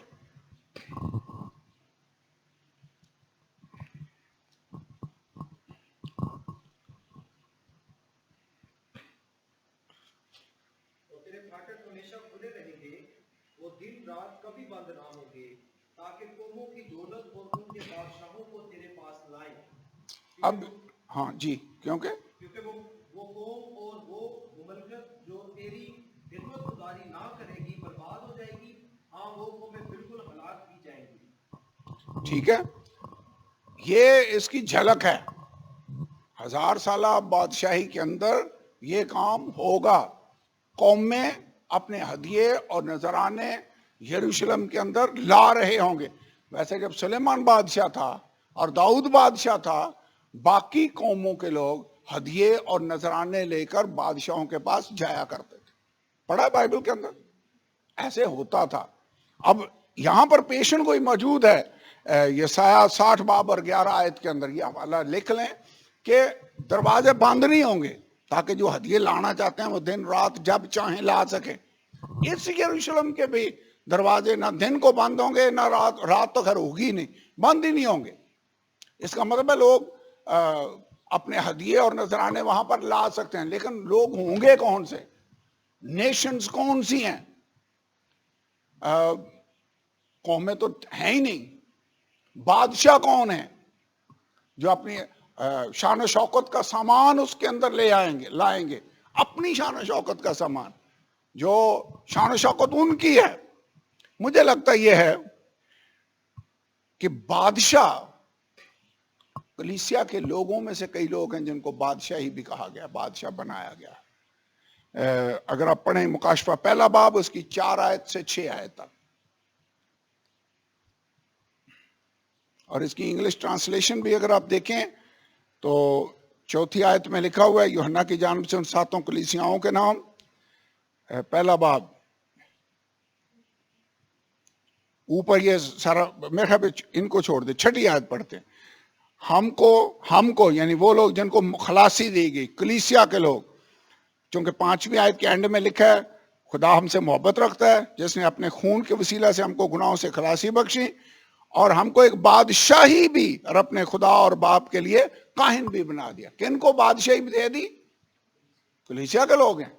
He has made us kings and priests. کلیسیا کے لوگ ہیں جن کو بادشاہ کہا گیا, کیونکہ کلیسیا ہے جو خدا کے ساتھ بادشاہی کرے گی. مکاشفہ 5واں باب 9ویں اور 10ویں آیت.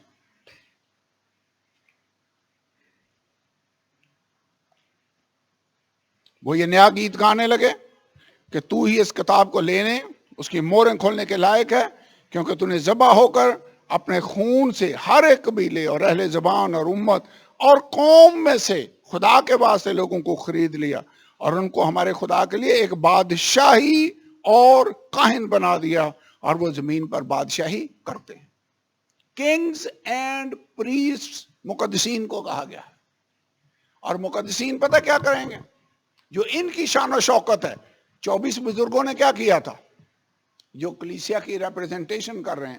انہوں نے اپنے تاج اتارے اور اس کے قدموں میں رکھ دیے اور کہنے لگے ذبح کیا ہوا برہ ہی قدرت اور تمجید اور عزت اور جلال کے لائق ہے. اگر باقی تو مجھے کوئی نیشنز نظر نہیں آتی. اگر کوئی بادشاہ ہیں جو اپنی عزت خداوند یسوع کے قدموں میں رکھ دیں گے تو وہ ہم لوگ ہی ہوں گے, کلیسیا کے لوگ ہی ہوں گے جن کو بادشاہی اور کاہن کہا گیا ہے. ایک تو اس کا یہ مطلب ہو سکتا ہے. دوسرے نمبر پر یہ والی جو آیتیں ہیں صرف اس دور کے لیے نہیں ہیں, مجھے لگتا ہے یہ کلیسیائی دور اور 1000 سالہ بادشاہی کے دور کے ساتھ بھی لنکڈ ہیں, کیونکہ کئی جگہوں پر ہم نے یہ پڑھا کہ ایک آیت جو بیان کی گئی وہ اس دور کے لوگوں کے ساتھ مخاطب کر کے کی گئی, لیکن اس کا مطلب آنے والے مستقبل کے لیے بھی تھا. پڑھی ہیں پیشن گوئیاں؟ یہ جو ایک کنواری حاملہ ہوگی, بیٹا پیدا ہوگا, اس کا نام ایمانوئل رکھیں گے. یہ پیشن گوئی اس دور کے لیے تھی. اس سے پیشتر کہ یہ لڑکا اماں اور ابا کہنا سیکھے اور دودھ اور اسور کے بادشاہ سے تم کو خلاصی مل جائے گی. بائبل کے اندر لکھا ہوا ہے. یہ اس دور میں بھی پوری ہوئی, لیکن اینڈ میں مقدسہ مریم سے جب خداوند یسوع پیدا ہوا تو اس وقت یہ پیشن گوئی حقیقت میں پوری ہوئی. سو پیشن گوئیوں کا مطلب جو ہے وہ اس دور کے ساتھ بھی ہے اور لانگ رینج یعنی ٹو فولڈ اس کے معنی ہوتے ہیں. مثال کے طور پر پطرس کھڑا ہوا, اس نے کہا یہ وہ پیشن گوئی ہے جو یوئیل نبی کی معرفت کہی گئی جو آج پوری ہوئی ہے. کیا؟ آخری دنوں میں خدا فرماتا ہے میں اپنے روح میں سے ہر فرد بشر پر نازل کروں گا. لیکن خدا کے روح کا نزول مسیح کے آنے سے پہلے جو آخری دور ہے اس میں اور بھی زیادہ شدت کے ساتھ اس دنیا پر نازل ہونے کو ہے. تو اس کی تکمیل پینتیکوست والے دن بھی ہوئی اور آخر میں ایک بار پھر اس کی تکمیل ہوگی. یعنی شارٹ رینج اور لانگ رینج پروفیسی یہ لمبا تھوڑا سا ٹاپک ہے, لیکن اس پر ہم بعد میں کسی دن اس پر غور کر سکتے ہیں یا ویسے بیٹھ کر میں آپ کو بتا سکتا ہوں. لیکن پیشن گوئیاں یہاں پر اگر قومیں اس کے روشنی میں چل رہی ہیں. ایک اور حوالہ اگر آپ دیکھیں آگے جا کر 22واں باب وہ کہتا ہے بلور کی طرح چمکتا ہوا آب حیات کا ایک دریا دکھایا. نیا یروشلم ہے جس کو بیان کر رہا ہے. کہتا ہے اس کے بیچ میں ایک دریا ہے جو بہہ رہا ہے اور ہے بلور کی طرح چمکتا ہوا. اور دریا کون سا ہے؟ آب حیات کا، جو خدا اور برہ کے تک سے نکل کر اس شہر کی سڑک کے بیچ میں بہتا تھا. دریا کے وار پر زندگی کا درخت تھا. کون سا زندگی کا درخت؟ جو پیدائش کی کتاب میں تھا، وہ اب یہاں پر ہے. تو یہاں پر لکھا ہوا ہے زندگی کا درخت تھا. اس میں 12 قسم کے پھل آتے تھے، ہر مہینے میں پھلتا تھا. اور اس درخت کے پتوں سے قوموں کو شفا ہوتی تھی. پھر ابھی کون سی قومیں ہیں جن کو بیماری ہے اور جن کو شفا کی ضرورت ہے؟ پتوں سے قوموں کو شفا ہوگی. یہ والی جو قومیں ہیں، نیشنز ہیں، جن کو شفا پتوں سے مل رہی ہے، یہ ادھر مجھے نہیں لگتا بیماریاں ہوں گی. نہ درد ہوگا، نہ ہو نالا، نہ رونا، نہ ماتم. بہت ساری باتیں وہ ختم، فنش. سب کچھ دیکھ میں سب چیزوں کو نیا بنا دیتا. یہ والی جو آیت ہے یہ بھی مجھے لگتا ہے کلیسیائی دور کے ساتھ، کلیسیا کے ساتھ تعلق رکھتی ہے، جن کی زندگیوں سے پتے جو ہیں وہ ظاہری آپ کی لک کو ظاہر کرتے ہیں، پھل آپ کے کریکٹر کو ظاہر کرتا ہے. ہماری زندگیوں کے وسیلہ سے لوگوں کو شفا ملنی چاہیے. پتے دیکھ کر مسیح خداوند انجیر کے درخت کے پاس گیا اور سمجھا کہ اس میں پھل ہوگا. پتے یعنی ہماری ظاہری جو لک ہے وہ بھی مقدسین جیسی ہو. تو جہاں پر ہم رہتے ہیں ہمارے وہاں موجود ہونے سے لوگوں کو برکت ملے اور لوگوں کو شفا ملے. تو کہنے کا میرا مطلب یہ ہے کہ یہاں پر ہر ایک جو چیز ہے وہ آنے والے دور کے ساتھ ہی نہیں تعلق رکھتی.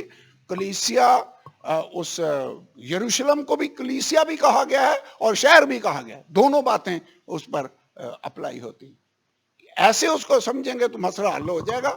ورنہ میں کلاس شروع ہونے سے پہلے اس پر پڑھ رہا تھا، مختلف اور کمنٹریز کو بھی دیکھ رہا تھا کہ یہ قومیں کدھر سے آ گئیں جن کو بیماریاں ہیں اور جن کے پتوں سے شفا مل رہی ہے.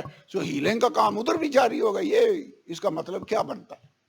میرے خیال میں یہ اس دور کی بات نہیں، یہ کلیسیائی دور کے ساتھ تعلق رکھتی ہے. 1000 سالہ بادشاہی کے دور کے ساتھ یہ تعلق رکھتے ہیں، جو اس دور میں قومیں بھی موجود ہوں گی اور کلیسیا کی موجودگی سے اور مسیح یسوع کی موجودگی سے لوگوں کو برکتیں بھی مل رہی ہوں گی. کلیئر ہے؟ سمجھ آ گئی؟ اور آخری ایک آیت میں اور پڑھ لوں اور اس کے بعد پھر ہم اس کو بند کرتے ہیں. یہ میں نے پڑھا تھا ذکریہ 14واں باب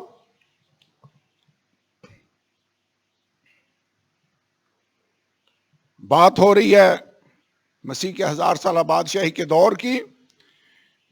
جب مسیح یسوع آئے گا تو جب وہ کوہ زیتون کو ٹچ کرے گا تو کوہ زیتون بیچ سے پھٹ جائے گا. 14ویں باب میں یہ لکھا ہوا ہے. 4 آیت، اس روز وہ کوہ زیتون پر جو یروشلم کے مشرق میں واقع کھڑا ہوگا اور کوہ زیتون بیچ سے پھٹ جائے گا اور وہاں سے دریا بہے گا جس کا آدھا رخ ادھر کو اور آدھا ادھر کو ہوگا. اینی 11 آیت ہم پڑھتے ہیں، بلکہ 10 آیت میں لکھا ہوا ہے یروشلم پھر آباد ہوگا اپنے مقام پر. 11 آیت میں لکھا لوگ اس میں سکونت کریں گے اور پھر لعنت مطلق نہ ہوگی بلکہ یروشلم امن و امان سے آباد رہے گا. 11 آیت پڑھ رہے ہیں؟ ذکریہ 14واں باب آیت نمبر 11. 12 آیت میں کیا لکھا ہے؟ اور خداوند یروشلم سے جنگ کرنے والی سب قوموں پر یہ عذاب نازل کرے گا کہ کھڑے کھڑے ان کا گوشت سوکھ جائے گا اور ان کی آنکھیں چشم خانوں میں گل جائیں گی اور ان کی زبان ان کے منہ میں سڑ جائے گی. اور اس روز خداوند کی طرف سے ان کے درمیان بڑی ہلچل ہوگی اور وہ ایک دوسرے کا ہاتھ پکڑیں گے اور ایک دوسرے کے خلاف ہاتھ اٹھائے گا. یہودا بھی یروشلم کے پاس لڑے گا. ارد گرد کی سب قوموں کا مال یعنی سونا چاندی لباس بڑی کثرت سے فراہم کیا جائے گا. یعنی قوموں کا مال خدا ان کو دے گا، یروشلم کے رہنے والوں کو. اسرائیلیوں کو دے گا، اور گھوڑوں اور خچروں، اونٹوں، گدھوں، سب حیوانوں پر بھی جو ان لشکرگاہوں میں ہوں گے وہی عذاب نازل ہوگا۔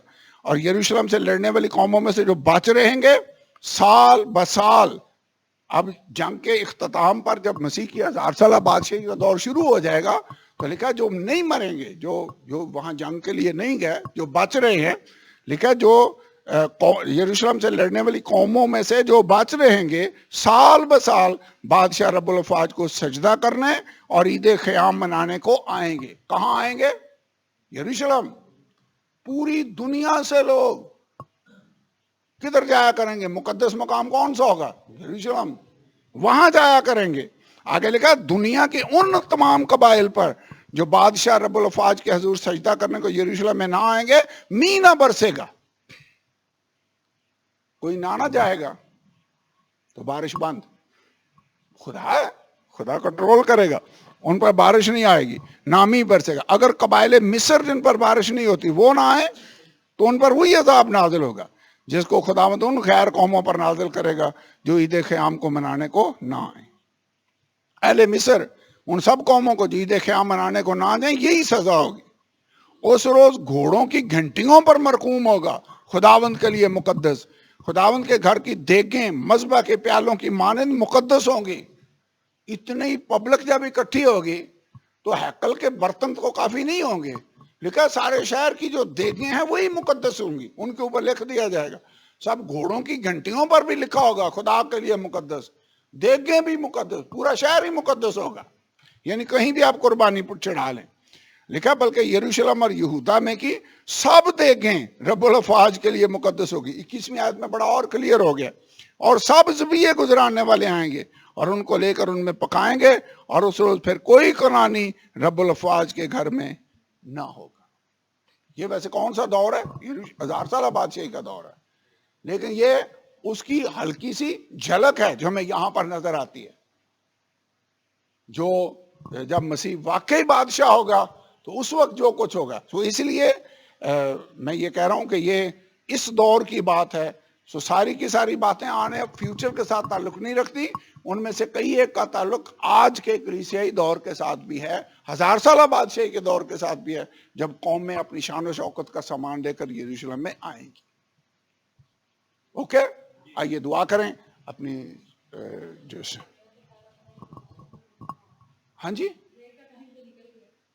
بریک کا ٹائم نکل گیا نہیں، پہلے ہم دعا کریں، اور بریک کرنی پڑے گی۔ اس کی وجہ اگر بریک نہیں کریں گے تو سر کے اوپر سے گزر جائے گا اور اس کا فائدہ نہیں ہوگا۔ ہاں، بریک کرنا میری بہن ضروری ہے۔